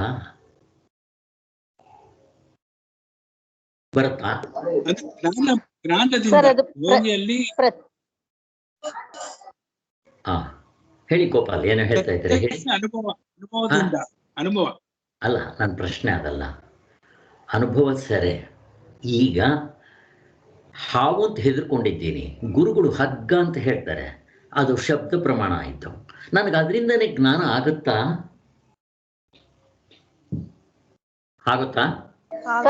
ಪ್ರತ್ಯಕ್ಷ ಪ್ರಮಾಣ ಅಲ್ಲ. ಏನಾಗ್ಬೇಕು ಹೇಳಿ ಯಾರು ಹೇಳಿದ್ದು? ಪ್ರತ್ಯಕ್ಷ ಪ್ರಮಾಣ ಸರ್. ನಾವು ಪ್ರತ್ಯಕ್ಷ ನೋಡಿದ್ಮೇಲೆ ಅದು ಗೊತ್ತಾಗೋದು ಹಾವು ಅಲ್ಲ ಹಗ್ಗ ಅಂತ. ಕರೆಕ್ಟ್ ತಾನೆ? ಹಾಗಾದ್ರೆ ಆತ್ಮನಲ್ಲಿ ಪ್ರತ್ಯಕ್ಷ ಪ್ರಮಾಣ ಯಾಕಾಗೋಲ್ಲ?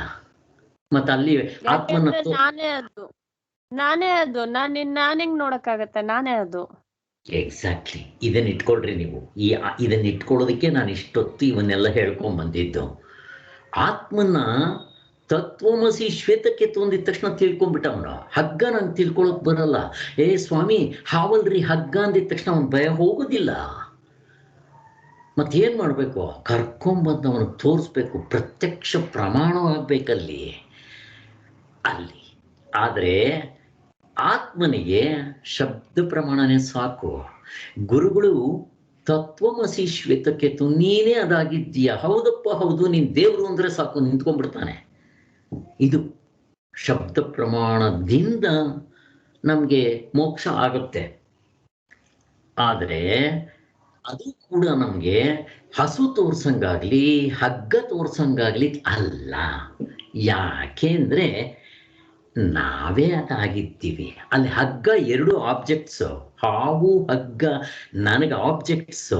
ಅದರಿಂದ ಅಲ್ಲಿ ಪ್ರತ್ಯಕ್ಷ ಪ್ರಮಾಣನೇ ಬೇಕು. ಅಲ್ಲಿವರೆಗೂ ನನಗೆ ಅದರ ಸಂಶಯ ಹೋಗುತ್ತಿಲ್ಲ. ಇಲ್ಲಿ ನಾನೇ ಅದಾಗಿದ್ದೀನಿ. ಹಗ್ಗ ಅಲ್ಲಿ ಹಗ್ಗ ನಾನೇನಾಗಿಲ್ಲ. ಹಾವು ನನಗಿಂತ ಬೇರೆ, ಹಗ್ಗವು ನನಗಿಂತ ಬೇರೆ. ಅದಕ್ಕೆ ಯಾರಾದರೂ ತೋರಿಸ್ಬೇಕು, ನನ್ನ ಕಣ್ಣಿಂದ ನೋಡಬೇಕು, ಬೇರೆ ದಾರಿ ಇಲ್ಲ. ಅಲ್ಲಿ ತೋರ್ಸಕ್ ಬರುತ್ತೆ. ಅವನು ಕೇಳ್ದಂಗೆ ನನಗೆ ಹಸು ತೋರಿಸ್ಬಿಟ್ಟು ನನಗೆ ಜ್ಞಾನ ಮಾಡಿಸೋ ಆತ್ಮನ ಅಂತ ಕೇಳ್ತಾನೆ. ಅದು ಕೇಳೋದೇ ಪ್ರಶ್ನೆನೇ ತಪ್ಪು, ತೋರ್ಸಕ್ ಬರೋಲ್ಲ ಅದು. ಯಾಕೆ? ಅವನು ಪ್ರಮಾಣಕ್ಕೆ ಸಿಗೋದಿಲ್ಲ. ಅವನು ಅಪ್ರಮೇಯನು, ಯಾವ ಪ್ರಮಾಣಕ್ಕೂ ಸಿಗೋದಿಲ್ಲ. ವ್ಯವಹಾರದಲ್ಲಿ ಪ್ರಮಾಣನು, ಅದಕ್ಕೆ ಪ್ರತ್ಯಕ್ಷ ಪ್ರಮಾಣ ಇವೆಲ್ಲ ಏನ್ ಬೇಕಾದ್ರೂ ಹೇಳ್ಕೊಡ್ರೆ. ಆತ್ಮನು ಅಪ್ರಮೇಯನು. ಯಾಕೆ? ಪ್ರಮಾಣಕ್ಕೆ ಸಿಗೋದಿಲ್ಲ, ಗೋಚರವಾಗುತ್ತೆ. ಯಾಕೆ? ನಾನೇ ಅದು. ನನ್ನ ನೋಡೋದಿಕ್ಕೆ ನನಗೇನು ಪ್ರಮಾಣ ಬೇಕಾ?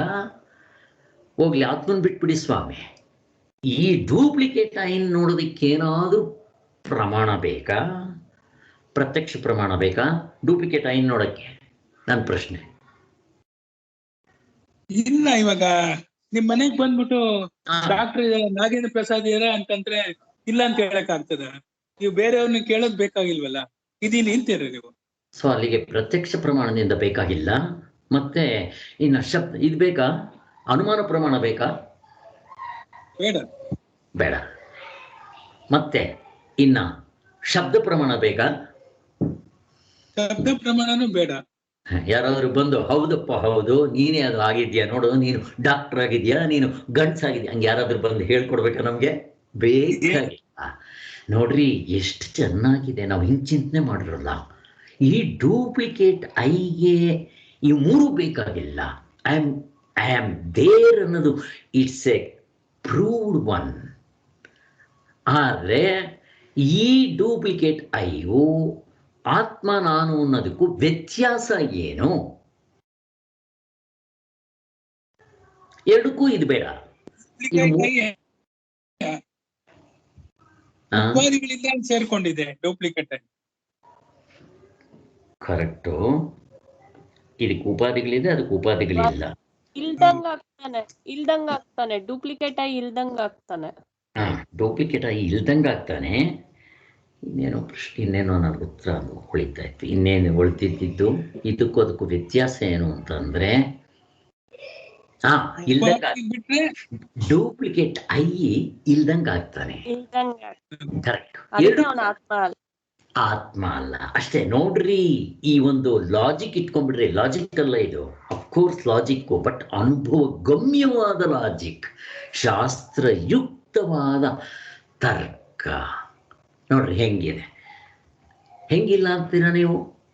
ಹೇಳ್ಬೇಕು ದಿವ್ಯ ಅವರೇ, ಬೇರೆಯವ್ರಿಗೆ ಅರ್ಥ ಆಗ್ಬೇಕು ಅದು. ಈಗ ಇವೆರಡಕ್ಕೂ ಅವನಿಲ್ದಂಗ ಆಗ್ತಾನೆ ಅಂದ್ರೆ ಹೇಗೆ? ಗಾಡಿ ನಿದ್ರೆ ಬರೋದಿಲ್ವಲ್ಲ? ಅಷ್ಟೇ. ಹೋಗ್ಲಿ, ಗಾಢ ನಿದ್ರೆಗೆ ಬರ್ತಾ ಇದ್ರೆ ಹೋಗ್ಲಿ, ಕನಸಿಗೆ ಬರ್ತಾನ? ಕನಸಿಗೂ ಬರಲ್ಲ. ಅಷ್ಟೇ, ಮುಗಿದೋಯ್ತು. ಜನಕ ಮಹಾರಾಜ ಕನಸಿಗೆ ಬರ್ತಾನ? ಅಲ್ಲಿ ಭಿಕ್ಷುಕ ಬೇರೆಯವನು. ಸಾಕಿಷ್ಟೇ, ಬೇಕಾದಷ್ಟಾಯ್ತು. ಹಿಂಗೆ ನಾವು ಮೆಲ್ಕ್ ಹಾಕಿದ್ರೆ ಗೊತ್ತಿಲ್ದಂಗ ಆತ್ಮನಲ್ಲಿ ನಿಂತ್ಕೊಂತೀವಿ. ಸರಿ, ಈಗ ಇನ್ನೊಂದು ಪ್ರಶ್ನೆ. ತತ್ವಮಸಿ ಶ್ವೇತಕೇತು ಅಂದ್ರೆ ಅವನು ನಿಂತ್ಕೊಂಡ್ಬಿಟ್ಟ, ನಾವ್ಯಾಕೆ ನಿಂತ್ಕೊಡಲ್ಲ?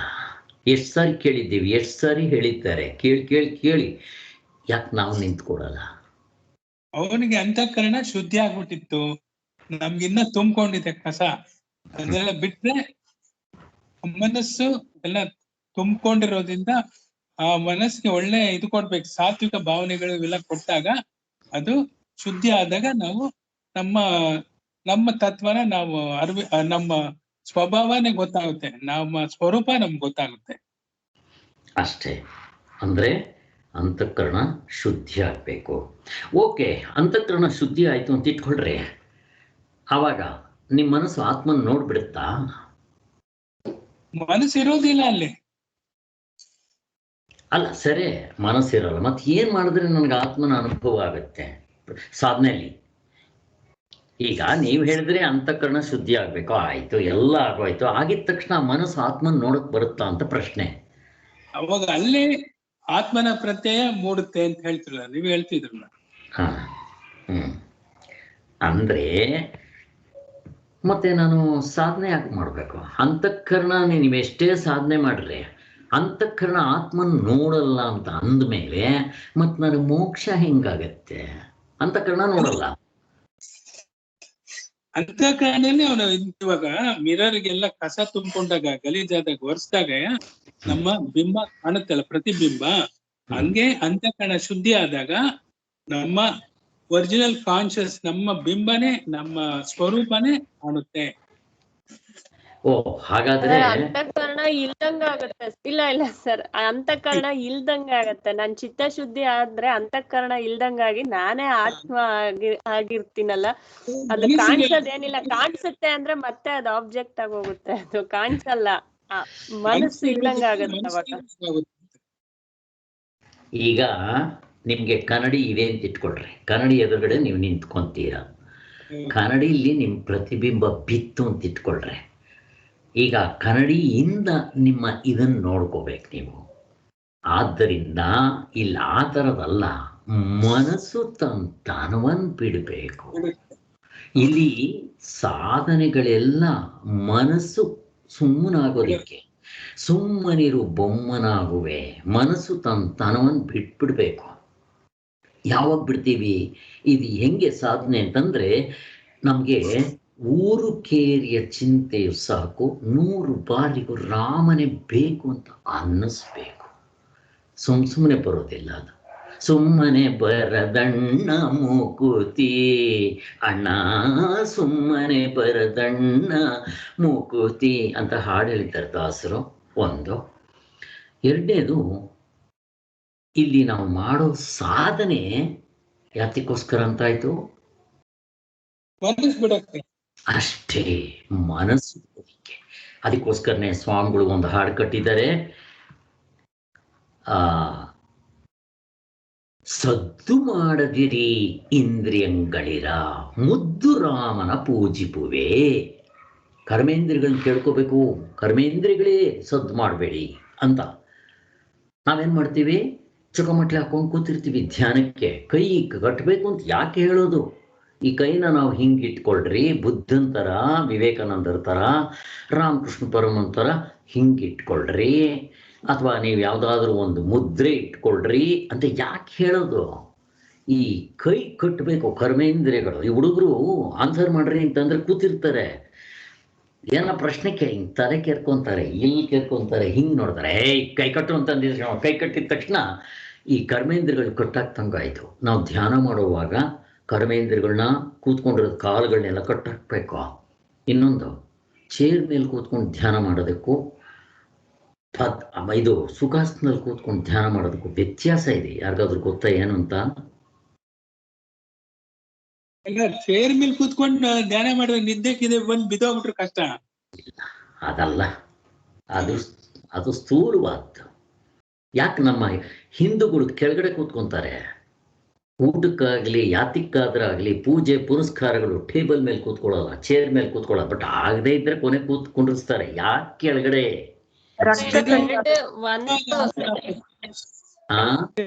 ಆಸನ ಏನಂದ್ರಿ? ಕೂತ್ಕೊಂಡ್ರೆ ಸ್ಥಿರವಾಗಿರುತ್ತೆ. ಯಾಕೆ ಚೇರ್ ಮೇಲೆ ಕೂತ್ಕೊಂಡ್ರು ಅಲ್ಲಾಡೋದಿಲ್ಲ? ರಕ್ತ ಸಂಚಾರ ಚೆನ್ನಾಗಾಗುತ್ತೆ ಅಂತ ಸರ್. ರಕ್ತ ಸಂಚಾರ ಚೆನ್ನಾಗಾಗುತ್ತೆ ಅಂತ. ಅದಿರ್ಲಿ, ಸ್ಟ್ರೈಟ್ ಇರುತ್ತಿತ್ತು. ನಮ್ ಮೂಲದ ಅದೇನೋ ಹೇಳ್ತಾರಲ್ಲ, ಭೂಮಿಗ್ ಟಚ್ ಆಗ್ಬೇಕು ಅಂತ ಹೇಳ್ತಾರೆ. ಅವೆಲ್ಲ ಏನಿಲ್ಲ ದಿವ್ಯ ಅವ್ರೆ, ನಮ್ಮ ಇದ್ರಲ್ಲಿ ಬ್ಯಾಕ್ ಸ್ಪೈನಲ್ ಸ್ಟ್ರೈಟ್ ಇರುತ್ತೆ. ಕೂತ್ಕೊಂಡ್ರೆ ಸೈಡ್ ಆಗಿ ಕೂತ್ಕೊಳಕ್ ಆಗಲ್ಲ. ಕೂತ್ಕೊಂಡ್ರೆ ನೀವು ಬಾಡಿ ಸ್ಟ್ರೈಟ್ ಆಗಿ ಕೂತ್ಕೋಬಹುದು. ಅವೆಲ್ಲ ಯಾವ್ದು ಅಲ್ಲ. ನೀವ್ ಬಸ್ನಲ್ಲಿ 3 ಗಂಟೆ ಕೂತ್ಕೊಂಡ್ರಿ, ಸಮಾಧಿಗೆ ಹೋದ್ರೆ ಬಿದೋಗ್ತಿವಿ ಚೇರಿಂದ ಅಂತ. ನಾವ್ ಸಮಾಧಿಗೆ ಏನಾದ್ರು ಹೋದ್ರೆ ನಾವು ಹ್ಯಾಂಡ್ಲ್ ಇರೋದು ಇಟ್ಕೊಂಡು ಕೂತ್ಕೊಂತೀವಪ್ಪ. ಈಸಿ ಚೇರ್ ಮೇಲೆ ಕೂತ್ಕೊಂತೀವಿ, ಬಿಡೋ ಚಾನ್ಸಸ್ ಇಲ್ಲ ಅಕಸ್ಮಾತ್. ಅದಲ್ಲ ಈಗ ನೀವು ಬಸ್ ಸರ್ ಅದ್ ಗ್ರಾವಿಟೇಷನಲ್ ಪವರ್ ನಮ್ಗೆ ಇದಾಗುತ್ತೆ ಅಂತ ನೆಲದ ಮೇಲೆ ಕೂತ್ಕೊಂಡ್ರೆ. ಇಲ್ಲಮ್ಮ, ಅದೆಲ್ಲ ನಿಮ್ ಚೇರು ಗ್ರಾವಿಟೇಷನ್ ಪವರ್ ಮೇಲೆ ಇರುತ್ತೆ. ಅದಲ್ಲ, ಈಗ ನೀವು ಬಸ್ನಲ್ಲಿ ಕೂತ್ಕೊಂಡು 4 ಗಂಟೆ ಪ್ರಯಾಣ ಮಾಡ್ರಿ, ಏನಾಗುತ್ತೆ ನಿಮ್ ಕಾಲುಗಳು? ಊತ ಬಂದ್ಬಿಡುತ್ತೆ. ಊತ ಬರುತ್ತೆ ತಾನೆ. ಅಲ್ಲಿ ಲಿಂಪ್ ಅಂತ ಹೇಳ್ತೀವಿ ನಾವು, ಸರ್ಕ್ಯುಲೇಷನ್ ಆಗೋದಿಲ್ಲ, ಅದಕ್ಕೆ ಸ್ವೆಲ್ಲಿಂಗ್ ಬರುತ್ತೆ. ನಾವು ಚೊಕ್ಕಮಟ್ಲೆ ಹಾಕೊಂಡು ಕೂತ್ಕೊಂಡ್ರೆ ಈ ಸ್ವೆಲ್ಲಿಂಗ್ ಬರೋಲ್ಲ. ಆದರೆ ವಯಸ್ಸಾದ್ಮೇಲೆ ಕೂತ್ಕೊಳ್ಳೋಕ್ಕಾಗೋದಿಲ್ಲ. ಅದಕ್ಕೋಸ್ಕರ ನಮ್ಮಲ್ಲಿ ಚೊಕ್ಕಮಟ್ಲೆ ಹಾಕೊಂಡು ಕೂತ್ಕೊಳ್ಳೋದು, ಅಭ್ಯಾಸ ಮಾಡ್ಕೊಳ್ಳೋದು ಎಲ್ಲ ಇರಲಿ. ಇದು ಅದಾದಮೇಲೆ ಕರ್ಮೇಂದ್ರಿಯಗಳನ್ನ ಕಟ್ಟಾಕ್ತೀವಿ. ಈಗ ನಾವು ಇಂದ್ರಿಯಗಳನ್ನ ಸುಮ್ಮನೆ ಮಾಡಿಸ್ಬೇಕು. ಕಣ್ಣು ಮುಚ್ಕೊಂಡಿರ್ತೀವಿ, ಕಿವಿ ಏಕಾಂತದಲ್ಲಿ ಗಲಾಟೆ ಇಲ್ಲದೆ ಇರೋ ಕೂಡ ಕೂತ್ಕೊಂತೀವಿ. ನೋಡ್ರಿ, ಇವಾಗ ನಾವು ಇಲ್ಲಿ ಪ್ರವಚನ ಮಾಡ್ತಾ ಇದ್ರೆ ಇಲ್ಲಿ ಹುಡುಗರು ಕಿರ್ತಾರೆ, ಎಲ್ಲಕೊಂಡು ನಾಯಿಗಳು ಬೋಳ್ತಾ ಇರುತ್ತೆ. ಅಮೇರಿಕಾದಲ್ಲಿ ಪ್ರಾಬ್ಲಮ್ಮೇ ಇಲ್ಲ. ಒಂದ್ಸಾರಿ ಅಲ್ಲಿ ಡಿಸ್ಟರ್ಬೆನ್ಸ್ ಒಳ್ಳೆ ಕಾಡ್ನಲ್ಲಿ ಇದ್ದಂಗಿರುತ್ತೆ ಅಲ್ಲಿ. ಇರ್ಲಿ, ಇವು ಇಂದ್ರಿಯಗಳನ್ನೆಲ್ಲ ಕಟ್ಟಾಕ್ಬಿಡ್ತೀರಿ. ಆಮೇಲೆ ಏನಾಗುತ್ತೆ? ಸಂತೆ ಮಧ್ಯದಲ್ಲಿ ಮಾಡ್ಬೇಕು ಅಂತ ಹೇಳ್ತೀರ ಡಾಕ್ಟ್ರೆ. ನೀವು ಅಮೆರಿಕಾಗೆ ಯಾಕೆ ಹೋಗ್ಬೇಕು? ಈ ಇಂಡಿಯಾದಲ್ಲಿ ಇದ್ಕೊಂಡ್ರೆ ಇದ್ ಮಾಡ್ಬೇಕಲ್ಲ, ಸಾಧನೆ ಮಾಡ್ಬೇಕಲ್ವಾ? ನಾನು ಅದನ್ನೇ ಹೇಳಿಲ್ಲ. ಸ್ಟಾರ್ಟಿಂಗ್ ನಲ್ಲಿ ಹಂಗೆಲ್ಲ ಮಾಡಕ್ ಬರಲ್ಲ. ನಾನು ಸಂತೆಯಲ್ಲಿ ಹೋಗಿ ಕೂತ್ಕೊಂಡು ಸಂತೆಯಲ್ಲಿ ಹೋಗಿ ನಿದ್ದೆ ಮಾಡ್ರಿ, ಹೋಗಿ ನೋಡೋಣ ಬರ್ಲಿ ನಿದ್ದೆ ಏನಾದ್ರು. AC ನಲ್ಲಿ ಮಲಗಿಸಿ AC ಹಾಕಿ ಏನ್ ಹಾಕೋದು ನಿದ್ದೆ ಬರೋದಿಲ್ಲ. ಹಂಗಿದ್ದಾಗ ಸಂತೆಯಲ್ಲಿ ಹೋಗಿ ನಿದ್ದೆಯಲ್ಲಿ ಬರುತ್ತೆ. ನೀವು ಔಟ್ ಸೈಡ್ ಒಂದ್ ಸ್ವಲ್ಪ ಸೌಂಡ್ ಬಂದ್ರೆ ಡಿಸ್ಟರ್ಬ್ ಆಗುತ್ತೆ. ಬಾಗಿಲು ಗಲಾಟೆ ಮಾಡ್ಬಾರ್ದು, ಹಿಂಗೆ ಕಷ್ಟ ಇದೆ. ಇದೆಲ್ಲ ಯಾವಾಗ ಅಂದ್ರೆ ಮೊದಲು ನಾವು ಸಾಧನ ಏಕಾಂತ, ಮೌನ, ಗಲಾಟೆ ಇಲ್ಲದೆ ಇರೋ ಜಾಗದಲ್ಲಿ ಪ್ರಾಕ್ಟೀಸ್ ಮಾಡ್ಬೇಕು. ನಿಮಗ್ ಚೆನ್ನಾಗಿ ಅಭ್ಯಾಸ ಆದ್ಮೇಲೆ ನೀವು ಸಂತೆಯಲ್ಲಿ ನಿದ್ದೆ ಬರುತ್ತೆ. ನೀವು ಎಲ್ಲೇ ಕೂತ್ಕೊಂಡಿರಿ ಸಮಾಧಿ ಬರುತ್ತೆ. ಮತ್ ನೀವು ಆ ಸೂರ್ಯ ಹುಟ್ಟೋದು ಮುಳುಗೋದು ನೋಡಿದ್ರೆ ಸಮಾಧಿ ಬರುತ್ತೆ, ಅದು ಬೇರೆ. ರಾಮಕೃಷ್ಣ ಪರಮಹಂಸರು ಸುಮ್ಮನೆ ಇದ್ದಂಗೆ ಸಮಾಧಿ ಬಂದ್ಬಿಡ್ತಾ ಇತ್ತು. ಅದರಿಂದ ಮೊದಲು ನಾವು ಸಾಧನೆ ಮಾಡೋವಾಗ ಇವುಗಳನ್ನೆಲ್ಲ ಪ್ರಾಕ್ಟೀಸ್ ಮಾಡಬೇಕು. ಎಲ್ಲ ಮಾಡ್ತೀವಿ. ಎಲ್ಲ ಆದ್ಮೇಲೆ ಈ ನೋಡ್ರಿ, ಕೈಗಳು ಕಟ್ಟಿದ್ವಿ, ಕಾಲುಗಳು ಕಟ್ಟಿದ್ವಿ, ಮತ್ತೆ ಇಂದ್ರಿಯಗಳನ್ನ ಕಟ್ಟಾಕಿದ್ವಿ. ಅಂದ್ರೆ ಕಣ್ಣಿಗೆ ಕಾಣದೇ ಇರೋದು ಕಣ್ಣು ಮುಚ್ಕೋಬೇಡಿ ಸಾಧನೆ ಮಾಡ್ಬೇಕು ಮಾಡೋವಾಗ. ಮೊದಲು ಇಲ್ದಿದ್ರೆ ಏನಾಗುತ್ತೆ ಅಂದ್ರೆ, ನೀವು ಎದುರುಗಡೆ ನೋಡ್ತಾ ಇದ್ರೆ ಅಲ್ಲಿ ಇನ್ನೇನೋ ಅದರ ಇದು ಬರುತ್ತೆ, ನಿಮ್ಗೆ ಮನಸ್ಸಿನಲ್ಲಿ ಅದರ ಥಾಟ್ಸ್ ಬರಕ್ ಶುರುವಾಗುತ್ತೆ. ಶಾಂತವಾಗಿರೋ ಜಾಗದಲ್ಲಿ ಕೂತ್ಕೊಂಡಿರೋದ್ರಿಂದ ಶಬ್ದ ಇಲ್ಲ, ಅದು ಆಗೋಯ್ತು. ಕೊನೆಗೆ ನೀವೇನು ಊಟ ಗೀಟ ತಿಂಡಿ ಮಾಡ್ತಾ ಇಲ್ಲ, ಕಾಫಿ ನೀರು ಕುಡಿಯೋದು ಏನು ಮಾಡ್ತಾ ಇಲ್ಲ, ಇಬ್ಬರನ್ನು ಕಟ್ಟಾಕ್ತಂಗಾಯ್ತು. ಇಷ್ಟೆಲ್ಲ ಕಟ್ಟಾಕಿದ್ರು ಈಗ ನಿಜವಾದ ಫೈಟಿಂಗ್ ಶುರುವಾಗುತ್ತೆ. ಎಲ್ಲಿ? ಯಾಕಂಗ್ ಶುರುವಾಗೋದಕ್ಕೆ ಕಾರಣ ಏನು? ಅದು ಇನ್ನ ಸೂಕ್ಷ್ಮ ಅಲ್ವಾ ಮನಸ್ಸು? ಇಂದ್ರಿಯಗಳು ಎಲ್ಲ ವ್ಯಾಪಾರ ಎರಡು ಇಲ್ಲ ಅಂತಂದ್ರೆ ಮನಸ್ಸಿನಲ್ಲಿ ನಡೀತಾ ಇರ್ತದೆ ವಿಕಲ್ಪ ಸಂಕಲ್ಪ ಎಲ್ಲ. ಮನಸ್ಸು ಹಿಡಿಯೋದು ತುಂಬಾ ಕಷ್ಟ. ಅದು ಹಿಂದಿನ ಜನ್ಮದ ವಾಸನೆಗಳು. ವಾಸನೆ ಹಿಂದಿರುತ್ತೆ, ಅದು ಬೀಜ ರೂಪದಲ್ಲಿರುತ್ತೆ. ನಾವು ವಸ್ತುಗಳು ಬಿಟ್ಬಿಡ್ಬೋದು, ಹೆಂಡತಿನ್ ಬಿಡ್ಬೋದು, ಮಕ್ಕಳು ಬಿಡ್ಬೋದು, ಎಲ್ರನ್ನು ಬಿಟ್ಟು ಕಾಡ್ಗೆ ಹೋಗ್ಬಿಡ್ಬೋದು. ಕಾಡ್ಗೆ ಹೋಗಿದ ತಕ್ಷಣ ನನಗೇನು ಧ್ಯಾನ ಚೆನ್ನಾಗಾಗ್ಬಿಡುತ್ತೆ ಅಂತ ಎಲ್ಲೂ ಇಲ್ಲ. ಅದು ತಿನ್ನುತ್ತೆ ತಲೆ, ಒಳಗಡೆ ಬರುತ್ತವು ಥಾಟ್ಸ್ ಎಲ್ಲ. ಅದು ಎಲ್ಲಿರುತ್ತೋ ಇರ್ಲಿ, ಇದು ಎಲ್ಲಿಂದಲ್ಲಿ ಎಲ್ಲಿಗೋ ಹೋಗ್ತಾ ಇದೆ, ಇಲ್ಲಿಗೆ ನಿಲ್ಸ್ಬೇಡ.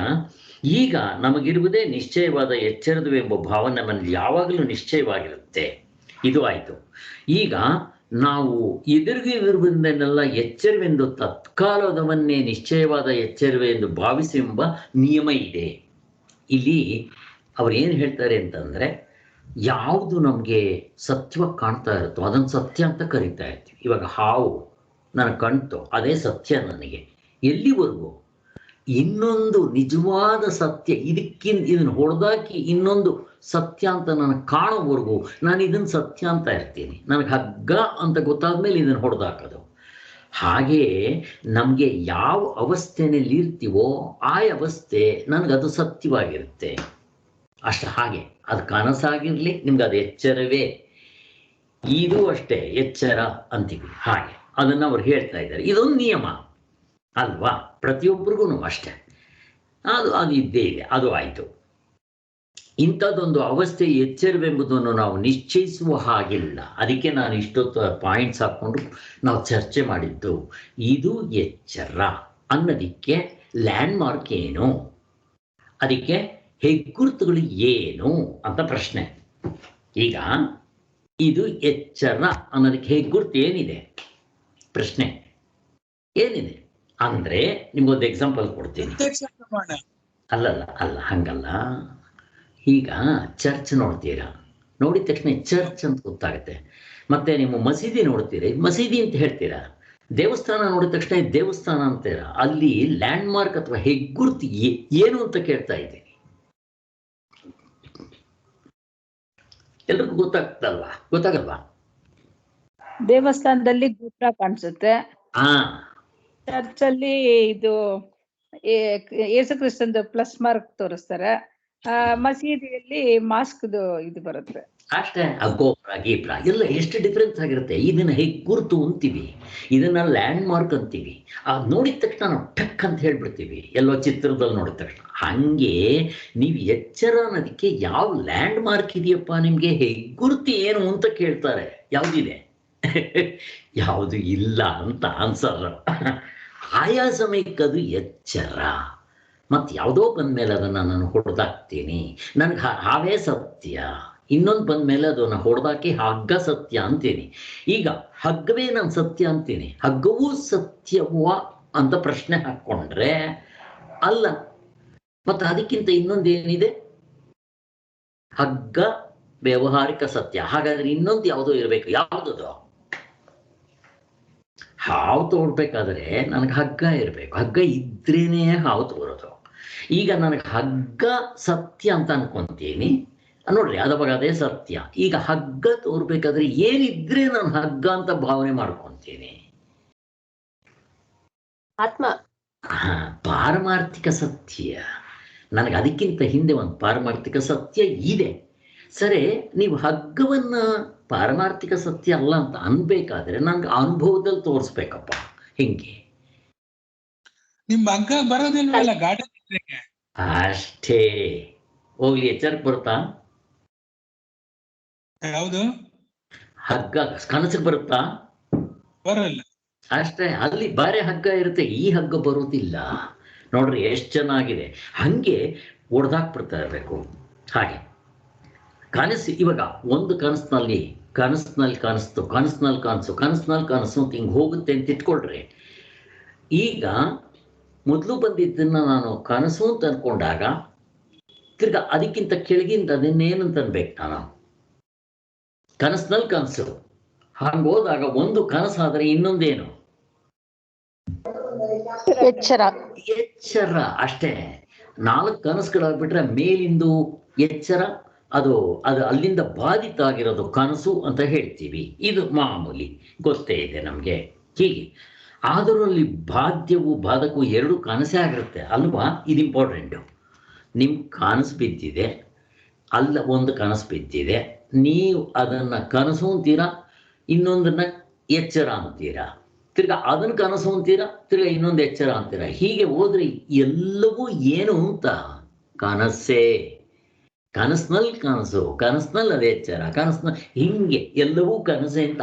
ಹಾಗೆಯೇ ಇದು ಕನಸು ಅಂತಾನೆ ತಗೋಬೇಕು. ಇದು ಕನಸೆಂದು ಹೇಳುವುದಕ್ಕೆ ಬರುವಂತೆಯೇ ಇಲ್ಲ. ಹಾಗೆ ಎಂದು ಯಾವುದೋ ಒಂದು ಕನಸನ್ನೇ ಗಟ್ಟಿ ಭದ್ರವಾದ ಎಚ್ಚರವೆಂದು ನಿಶ್ಚಯಿಸಿಕೊಳ್ಳುವುದು ಉಂಟು. ಹಾಗೆ ನಾವು ಎಚ್ಚರವೆಂದು ನಂಬಿಕೊಂಡ ಕನಸಿನ ಅರಿವಿನಲ್ಲಿ ನಮಗದು ನಿಶ್ಚಯವೆಂಬ ಬುದ್ಧಿಯು ಈಗಿನ ಎಚ್ಚರದ ಅರಿವಿನಲ್ಲಿರುವ ನಿಶ್ಚಯ ಅಭಿಮಾನಕ್ಕಿಂತ ಒಂದಿಷ್ಟಾದ್ರೂ ಕಡಿಮೆ ಆಗಿರುತ್ತಾ? ಕನಸಿನಲ್ಲಿ ಕನಸು ಒಂದನ್ನ ನೀವು ಕನಸು ಅಂತೀರಾ, ಇನ್ನೊಂದನ್ನು ಎಚ್ಚರ ಅಂತೀರಾ. ಅದಕ್ಕೆ ತಿರ್ಗಾ ಮೇಲಕ್ಕೆ ಹೋದ್ರೆ ಇನ್ನೊಂದು ಕನಸು ಬಿದ್ದರೆ ಅದನ್ನ ಕನಸು ಎಚ್ಚರ ಅಂತೀರಾ, ತಿರ್ಗಾ ಕೆಳಗಿಂದು ಕನಸು ಅಂತೀರಾ. ಅವೆರಡಕ್ಕೂ ಇದು ಎಚ್ಚರ ಇದು ಕನಸು ಅಂತ ಹೇಳೋದಕ್ಕೆ ಏನಾದರೂ ಲ್ಯಾಂಡ್ ಮಾರ್ಕ್ ಇದೆಯಾ, ಹೆಗ್ಗುರ್ತು ಇದೆಯಾ ಅಂತಂದ್ರೆ ಇಲ್ಲ. ಹಾಗೆ ಅದನ್ನ ನೀವು ಕನಸು ಅಂತ ಅಂದ್ರಲ್ವಾ, ಇದನ್ನ ನೀವು ಎಚ್ಚರ ಅಂತೀರಲ್ಲ. ಈ ಎಚ್ಚರ ಅಂತ ಅನ್ನೋದಕ್ಕೆ ಅಥವಾ ಕನಸು ಅನ್ನೋದಕ್ಕೆ ಯಾವುದಾದ್ರೂ ಲ್ಯಾಂಡ್ ಮಾರ್ಕ್ ಇದೆಯಾ ಅಂತ ಏನೂ ಇಲ್ಲ. ಅದಕ್ಕೆ ನಾನು ಇವಾಗ 18 ಪಾಯಿಂಟ್ಗಳು ನಿಮ್ಮ ಹತ್ರ ಹಾಕ್ಕೊಂಡು ನಾವು ಚಿಂತನೆ ಮಾಡಿದ್ದು. ಹಂಗೆ ಯಾವುದೂ ಇಲ್ಲ ಅಂತಾರೆ. ಎಚ್ಚರದ ಅರಿವಿಗೂ ಕನಸಿನ ಅರಿವಿಗೆ ಇರುವ ತಾರತಮ್ಯವನ್ನು ಕುರಿತು ಚರ್ಚೆ ಮಾಡುತ್ತಿದ್ದರು. ಆಗಲೂ ಎಚ್ಚರದ ಅರಿವು ಬಾಧಿತವಾಗುವುದರಿಂದ ಅದರಲ್ಲಿರುವ ಪ್ರಾಮಾಣ್ಯವು ಮತ್ತೆ ಯಾವ ಕನಸಿನ ಭ್ರಾಂತಿಗೂ ಬರಲಾರದೆಂದು ಪಟ್ಟಿ ಹಿಡಿದು ವಾದಿಸ್ತಾ ಇರ್ತೀವಿ. ಈಗ ವಾದ ಮಾಡ್ತೀವಲ್ಲ, ನೀವು ಇದನ್ನು ಎಚ್ಚರ ಅಂತ, ನಾನು ಕನಸು ಅಂತ ಪ್ರೂವ್ ಆಗೋದೇ ಇಲ್ಲ. ಏನಾಗುತ್ತೆ ಕೊನೆಗೆ? ಕನಸು ಅಂತಾನೆ ಆಗ್ಬಿಡುತ್ತೆ, ಏನು ಕಡಿಮೆ ಇಲ್ಲ. ನೀವು ಹೇಳೋ ಎಚ್ಚರ ಅಂತಂದ್ರೆ ಅದಕ್ಕೇನು ಕೊಂಬಿಲ್ಲ, ನಾನು ಹೇಳೋ ಕನಸು ಅಂದ್ರೆ ಅದಕ್ಕೆ ಕೊಂಬು ಕಡಿಮೆ ಅಂತಿಲ್ಲ, ಎರಡು ಒಂದೇ ಅಂತ ಅಷ್ಟೇ. ಎಚ್ಚರದವು ಕನಸರಿವು ಎಂಬ ಎರಡು ಬಗೆಯ ಭಾವನೆಗಳು ನೋಡ್ರಿ, ಎಚ್ಚರ, ಕನಸು, ನಿದ್ದೆ ಇವುಗಳು ಏನು ಅಂತ ಭಾವನೆಗಳು, ಮನಸ್ಸಿನ ಕಲ್ಪನೆಗಳು. ಮನಸ್ಸು ಏನು ಬೇಕಾದರೂ ಕಟ್ಟುತ್ತೆ. ಆದ್ದರಿಂದ ಈ ಭ್ರಾಂತಿಯಾದ ಕನಸಿನ ಅರಿವು ಎಂಬ ಎರಡಂತಸ್ತಿನ ಅರಿವುಗಳು ನಿಜವಾಗಿ ಇರುವುದೇ ಅನ್ನೋದಕ್ಕೆ ಮತ್ತೆ ಯಾವ ಹೆಚ್ಚಿನ ಸಾಧಕಾನುಭವವೂ ಇಲ್ಲ ಅಂತ ಸಿದ್ಧ ಆಯಿತು. ಆದ್ದರಿಂದ ಕನಸು ಕೀಳು, ಎಚ್ಚರ ಶ್ರೇಷ್ಠ ಅನ್ನಕ್ಕೆ ಯಾವುದು ಇಲ್ಲ. ಕೊನೆಗೇನಾಯಿತು? ಆದ್ದರಿಂದ ಎಚ್ಚರದ ಹಿಂಗೆಲ್ಲ ಆಗ್ತಾ ಇದೆಯಲ್ಲ, ಕಾರಣ ಏನು ಅಂದರೆ ಎಚ್ಚರದ ಅಭಿಮಾನದಿಂದಾದ ತರ್ಕ. ಎಚ್ಚರದ ಮೇಲೆ ನಮ್ಗೆ ಅಭಿಮಾನ ಇರೋದ್ರಿಂದ ಎಚ್ಚರದ ಮನಸ್ಸು ಏನು ಹೇಳಿದ್ರೆ ಅದನ್ನು ಕೇಳ್ತಾ ಇರ್ತೀವಿ. ಅದನ್ನು ಕೇಳಿದಾಗ ಹಂಗಾಗ್ತಾ ಇದೆ ಅಂತ ಹೇಳ್ತಾರೆ. ಆದ್ದರಿಂದ ಬಾಧ್ಯವಾದ್ದು ಕನಸು, ಭ್ರಾಂತಿಯಾಗಿದ್ದು ಎಚ್ಚರ. ಹಿಂಗೆ ಮಾಡ್ಕೊತಾನೆ ಬರ್ತೀವಿ. ಇಂಪಾರ್ಟೆಂಟು, ತುಂಬ ಆಗೋಯ್ತು. ಸ್ವಲ್ಪ ಕೇಳಿ.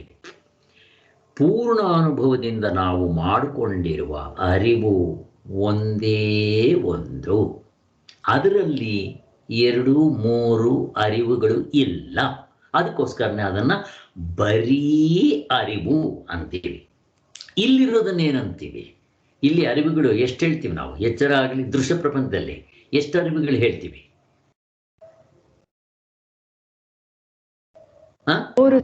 ಮೂರು. ಯಾವುದು? ಪ್ರಾತಿಭಾಸಿಕ, ವ್ಯಾವಹಾರಿಕ, ಆಧ್ಯಾತ್ಮಿಕ. ಕರೆಕ್ಟ್. ಅಷ್ಟು ಮಾತ್ರ ಅಲ್ಲ, ಕರ್ಮೇಂದ್ರಿಯಗಳ ಅರಿವುಗಳು, ಜ್ಞಾನೇಂದ್ರಿಯಗಳ ಅರಿವುಗಳು, ಅಂತಃಕರಣದ ಅರಿವುಗಳು, ಪ್ರಾಣದ ಅರಿವುಗಳು, ಡಜನ್ ಗಟ್ಲೆ ಅರಿವುಗಳು ಇಲ್ಲಿ. ಅಲ್ಲಿ ನಿಜವಾಗ್ಲೂ ಒಂದೇ ಅರಿವು. ಪೂರ್ಣ ಅನುಭವ ದೃಷ್ಟಿಯಿಂದ ಎಚ್ಚರ, ಕನಸು, ನಿದ್ದೆಯಿಂದ ವಿಚಾರ ಮಾಡಿ ನಮಗೆ ಸಿಗುತ್ತಲ್ಲ, ಅದನ್ನು ಚರ್ರಿಂಗ್ ಮಾಡಿದ್ರೆ, ಮೊಸರು ಕಳೆದ್ರೆ ಬೆಣ್ಣೆ ಬರುತ್ತಲ್ಲ, ಹಾಗೆ ಆ 3 ಅವಸ್ಥೆಗಳನ್ನ ಚೆನ್ನಾಗಿ ಮಂಥನ ಮಾಡಿದ್ರೆ ನಮಗೆ ಗೊತ್ತಾಗೋದು ಬರೀ ಅರಿವು. ಇದನ್ನೇನಂತ ಕರೀತಾರೆ ವ್ಯವಹಾರದಲ್ಲಿರೋದು? ಅದು ಬರೀ ಅರಿವಾದರೆ ಇದು ಏನಂತಾರೆ? ಮರ್ತೋಗ್ತಾ ಇದೆ ನನಗೇನು. ಚೆನ್ನಾಗಿದೆ ಆ ವರ್ಡ್, ಬಿಡಿ ಅರಿವು. ಇಲ್ಲಿ ಎಚ್ಚರ ದೃಶ್ಯ ಪ್ರಪಂಚದಲ್ಲಿ ಬಿಡಿ ಅರಿವುಗಳು. ಬಿಡಿ ಅರಿವು ಅಂದ್ರೆ ಎಷ್ಟು ಹೇಳ್ತಾನ? ಕರ್ಮೇಂದ್ರದ 5, ಜ್ಞಾನೇಂದ್ರದ 5, ಪ್ರಾಣಗಳದ್ದು 5, ಅಂತಃಕರಣದ 4. ಅಯ್ಯೋ, ಇಷ್ಟೊಂದು ಸೇರಿಸ್ಕೊಳ್ಳಿ, 19 ಹಾಕೊಂಡ್ಬಿಡ್ಬೋದು ಬೇಕಾದ್ರೆ. ಇವು ಬಿಡಿ ಅರಿವುಗಳು. ಆದರೆ ಅದು ಬರೀ ಅರಿವು. ಅದು ಒಂದೇ ಇರೋದು, ಆತ್ಮ ಒಂದೇ ಇರೋದಲ್ಲಿ. ಅದನ್ನು ನೀವು ಇರುವು ಅಂತನ್ನಿ, ಅರಿವು ಅನ್ನಿ, ಆನಂದ ಅನ್ನಿ, 3 ಇಲ್ಲ ಅಲ್ಲಿ. ಇವೆಲ್ಲ ಚರ್ಚೆ. ಆದ್ದರಿಂದ ಅದರಲ್ಲಿ ಭ್ರಾಂತಿ, ಸಮ್ಯಕ್ ಜ್ಞಾನಗಳೆಂಬ ವಿಭಾಗ ಇರೋದೇ ಇಲ್ಲ. ಇಲ್ಲಿ ನಮ್ಮ ನಿದ್ದೆನಲ್ಲಿ ಭ್ರಾಂತಿ, ಸಮ್ಯಕ್ ಜ್ಞಾನ, ಆ ಥರ 3 ಜ್ಞಾನಗಳು ಇರುತ್ತಾ? ನಿದ್ದೆಯಲ್ಲಿ ಇರೋದಿಲ್ಲ. ಇಲ್ಲ. ಇನ್ನು ದೃಶ್ಯ ಪ್ರಪಂಚದಲ್ಲಿ 3 ಜ್ಞಾನಗಳನ್ನ ಹೇಳ್ತಾರೆ. ಅದು ಯಾವುದಾದ್ರೂ ಗೊತ್ತಾ ನಿಮಗೆ? ಇದಲ್ಲ, ಈ ಇರುವ ಅರಿವು ಆನಂದ ಅಲ್ಲ, ಮತ್ತೆ ಪ್ರಾತಿಭಾಸಿಕ ಸತ್ಯ ಇಂಥವೂ ಅಲ್ಲ. ನಮಗೆ ಶಂಕರಾಚಾರ್ಯರು 3 ಹೇಳ್ತಾರೆ. ಅವಿದ್ಯೆ ಅಂದರೆ 3 ಅಂತ ಹೇಳ್ತಾರೆ. ನಿದ್ದೆಯಲ್ಲಿ ನಮ್ಗೆ ಅದಿಲ್ಲ ಅಂತಾರೆ. ಈ ದೃಶ್ಯ ಪ್ರಪಂಚದಲ್ಲಿ ಅವು 3 ಇರುತ್ತೆ. ಯಾವುದದು? ಆಗೋಯ್ತು. ಕೊನೆ ಪಾಯಿಂಟ್, ದಯವಿಟ್ಟು ಇನ್ನೊಂದು 2 ನಿಮಿಷ. ಒಂದನ್ನ ತಪ್ಪಾಗಿ ತಿಳಿದಿರೋದು, ಇಲ್ಲದೆ ಇರೋದು ಇದೆ ಅಂತ ತಿಳ್ಕೊಂಡಿರೋದು,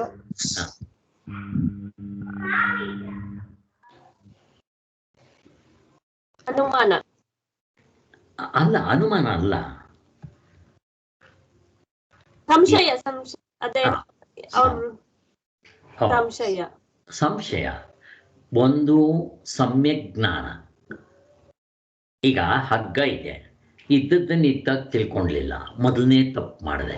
ಯಾವಾಗ ಒಂದು ತಪ್ಪು ಮಾಡ್ತೀನೋ ಕ್ಯಾಲ್ಕುಲೇಷನ್ಸ್ ಮಾಡುವಾಗ ಮಿಕ್ಕಿರೋದು ಎರಡನೇ ಸ್ಟೆಪ್ಪು 3, 4 ಪೂರ್ತಿ ತಪ್ಪಾಗುತ್ತೆ, ಆನ್ಸರ್ ತಪ್ಪು ಬರುತ್ತೆ. ಈಗ ನನಗೆ ಹಗ್ಗ ಅಂತ ಇದ್ದದ್ದನ್ನು ಇದ್ದಾಗ ನೋಡಲಿಲ್ಲ, ಮೊದಲನೇ ತಪ್ಪು. ಅದನ್ನೇನಂತಾರೆ ಸಮ್ಯಕ್ ಜ್ಞಾನ ಮಾಡ್ಕೊಳ್ಲಿಲ್ಲ, ಸರಿಯಾದ ಜ್ಞಾನ ಮಾಡ್ಕೊಂಡ್ಲೇ ಇಲ್ಲ. ಮತ್ತು ನಾನೇನು ಮಾಡಿಕೊಂಡೆ, ಅದನ್ನು ಹಾವು ಅಂತ ಮಾಡಿಕೊಂಡೆ, ವಿಪರೀತ ಜ್ಞಾನ ಮಾಡಿಕೊಂಡೆ. ಇರೋದು ಹಗ್ಗ, ಹಾವು ಅಂತ ಮಾಡಿಕೊಂಡೆ, ಅದು ವಿಪರೀತ ಜ್ಞಾನ. ಆ ಕಡೆಯಿಂದ ಬಂದವರು ಯಾರೋ ಹೇಳ್ತಾರೆ, ಅಪ್ಪ ಹಾವಲ್ಲ ಕಣಪ್ಪ ಹಗ್ಗ ಅಂತ. ನನಗಿವಾಗ ಡೌಟ್ ಬರುತ್ತೆ, ಸಂಶಯ. ಈ ಮೂರೇ ಇರೋದು. ಇಲ್ಲಿ ಎಕ್ಸಾಂಪಲ್ ಅರ್ಥ ಆಯಿತು. ನಾನು ದೃಷ್ಟಾಂತಿಕದಲ್ಲಿ ಯಾರಾದರೂ ಎಕ್ಸ್ಪ್ಲೇನ್ ಮಾಡಿ. ದೃಷ್ಟಾಂತ ಗೊತ್ತಾಯಿತು, ದೃಷ್ಟಾಂತಿಕದಲ್ಲಿ ಇದನ್ನೇ ಅದಕ್ಕೆ ನೀವು ಹೋಲಿಸ್ಬೇಕು, ಹೇಳಬೇಕು. ಆಗೋಯ್ತು, ಇನ್ನೊಂದು 2 ನಿಮಿಷ ದಯವಿಟ್ಟು. ಇರೋದು ಆತ್ಮನೇ ತಪ್ಪಾಗಿ ತಿಳ್ಕೊಂಡಿದೀವಿ. ಹೇಗೆ ಹೆಂಗ ತಪ್ಪಾಗಿ ತಿಳ್ಕೊಂಡಿದೀವಿ? ಶರೀರ ನಾನು ಅನ್ಕೊಂಡಿದೀವಿ. ಆಮೇಲೆ ಇಲ್ದೇ ಇರೋದು ನಾನು ಅನ್ಕೊಂಡು ಭಾವನೆ ಮಾಡ್ಕೊಂಡಿದೀವಿ. ಸರಿ, ಇಲ್ಲಿ ನೋಡ್ರಿ, ನಿಜವಾಗ್ಲೂ ಇರೋದು ಆತ್ಮಸ್ವರೂಪವೇ. ನಮ್ಗೆ ಯಾರಿಗಾದ್ರೂ ಗೊತ್ತಿಲ್ಲ. ನಾವೇನು ಮಾಡ್ಕೊಂಡಿದ್ದೀವಿ, ಎಚ್ಚರದಲ್ಲಿ ಜನಕ ಮಹಾರಾಜನ ಶರೀರ ನಾವು ಮಾಡ್ಕೊಂಡಿರೋದು. ಇದು ವಿಪರೀತ ಜ್ಞಾನ.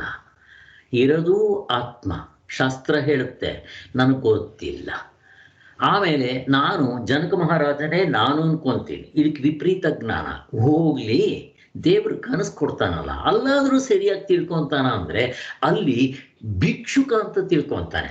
ಅದು ಒಂದು ವಿಪರೀತ ಜ್ಞಾನವೇ. ವಿಪರೀತ ಜ್ಞಾನಗಳು ಎಷ್ಟು ಬೇಕಾದರೂ ಇರ್ಬೋದು.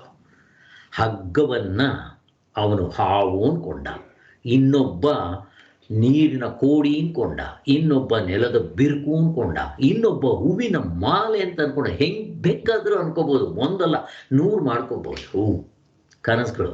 ಅದಕ್ಕೆ ಒಂದಲ್ಲ ಎಷ್ಟು ಶರೀರಗಳು ಬರುತ್ತೆ, ಒಂದೊಂದು ಕನಸಿನಲ್ಲಿ ಒಂದು ಶರೀರ. ಅದು ವಿಪರೀತ ಜ್ಞಾನ. ಮತ್ತೆ ಗುರುಗಳು ಹೇಳಿದವರು ತತ್ವಮಸಿ ಶ್ವೇತಕ್ಕೆ, ತಪ್ಪ ನೀನು ಶರೀರ ಅಲ್ಲ ಕಣ. ಕೃಷ್ಣ ಭಗವಂತ ಅದನ್ನೇ ಹೇಳೋದು, ನೀನು ಶರೀರ ಅಲ್ಲ, ನೀನು ಆತ್ಮಸ್ವರೂಪ. ಶರೀರ ಸಾಯುತ್ತೆ, ಆತ್ಮ ಸಾಯೋದಿಲ್ಲ ಅಂತ ಹಿಂಗೆಲ್ಲ ಹೇಳ್ತಾರೆ. ಹೇಳಿದ ತಕ್ಷಣ ನಮ್ಗೇನಾಗುತ್ತೆ, ಡೌಟ್ ಬರುತ್ತೆ. ಅಲ್ಲ ಸ್ವಾಮಿ, ಇವರೇನು ಸಾಯಲ್ಲ ಅಂತ ಹೇಳ್ತಾರೆ?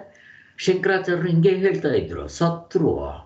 ಮತ್ತೆ ಎಲ್ಲರೂ ಕೃಷ್ಣ ಭಗವಂತ ಬಂದು ಹೇಳ್ದ, ಕೃಷ್ಣ ಭಗವಂತ ಇವಾಗ ಇದ್ದಾನ, ಸತ್ತಿದ್ದಾನೆ. ರಾಮ ಸತ್ತಿದ್ದಾನೆ. ಯಾರಿದ್ದಾರಪ್ಪ ಇವರೇನೋ, ಇವರು ಸುಮ್ಮನೆ ಬಿಡ್ತಾರೆ ಗಾಡಿ ಅಂತಾರೆ. ಸಂಶಯ ನಮಗೆ. ಆದರೆ ಇವಾಗ ವಿಚಾರಗಳು ಮಾಡಿ ಅನುಭವದಲ್ಲಿ ನಿಂತಾಗ ನಮಗೆ ಹೌದು ಅನಿಸುತ್ತೆ. ಆದ್ದರಿಂದ ಈ ಗಾಢಲಿದ್ದರೆ ನಮಗೆ 3 ಬರಲ್ಲ ನೋಡ್ರಿ. ಅಲ್ಲಿದ್ದಾಗ ನಾವು ಆತ್ಮನಾಗಿರ್ತೀವಿ. ಹಗ್ಗ ಅಂತ ತಿಳ್ಕೊಂಡಾಗ ಅದನ್ನು ಹಾವನ್ನೋ ಪ್ರಶ್ನೆ ಒಂದು ಕರೆಕ್ಟ್ ಆಗಿಬಿಟ್ರೆ ಮಿಕ್ಕಿರೋದು ಎಲ್ಲ ಆನ್ಸರು ಸೇರೋಗ್ಬಿಡುತ್ತೆ. ಗಾಢ ನಿದ್ರೆಯಲ್ಲಿ ಏನಾಗಿರ್ತೀವಿ ಗೊತ್ತಾ, ಆತ್ಮನಾಗಿರ್ತೀವಿ. ಆತ್ಮನಾಗಿರೋದ್ರಿಂದ ನಮ್ಗೆ ಇನ್ನೆರಡು ಅಜ್ಞಾನಗಳು ಇರುತ್ತಾ ಅಂತ ಪ್ರಶ್ನೆ. ಅಂದರೆ ಅಲ್ಲಿ ತಪ್ಪಾಗಿ ತಿಳ್ಕೊಳ್ಳೋದು, ಅದನ್ನು ವಿಪರೀತ ಜ್ಞಾನವಾಗಲಿ ಸಂಶಯ ಜ್ಞಾನ ಆಗಲಿ ನಿದ್ದೆಯಲ್ಲಿ ಇರುತ್ತಾ? ಇರೋದಿಲ್ಲ ಅಷ್ಟೇ. ಅಲ್ಲಿ ಹೋಗ್ಲಿ ಸರಿಯಾದ ಜ್ಞಾನ ಇರುತ್ತಲ್ಲೇ. ಈಗ ಆತ್ಮನಾಗಿದ್ದೀನಿ ಅಂತ ಗೊತ್ತಾಗತ್ತಾ? ಅದು ಗೊತ್ತಾಗೋದಿಲ್ಲ.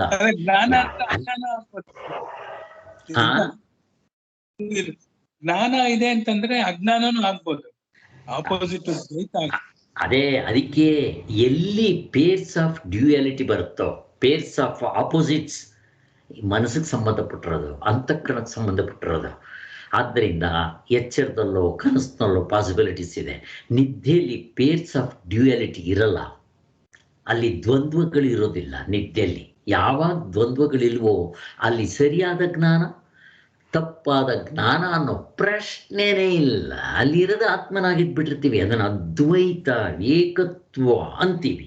ನಿಮ್ಗೆ ಏನು ಪ್ರಾಬ್ಲಮ್ ಬಂದರೂ ಎಲ್ಲ ದ್ವೈತದಲ್ಲಿ, ಮಿಸ್ಕಿದ್ರೆ ದ್ವೈತ. ಅದರಿಂದ ಹೀಗೆ ಅರ್ಥ ಮಾಡ್ಕೋಬೇಕು. ಪಾಪ ಇಲ್ಲಿಗೆ ನಿಲ್ಲಿಸ್ತೀನಿ, ನಿಮಗೆ ಲೇಟ್ ಆಯ್ತು. ಅಯ್ಯೋ 13 ನಿಮಿಷ ಆಗೋಯ್ತು. ಶಾಂತಿ. ಡಾಕ್ಟ್ರೆ ಏನಂತ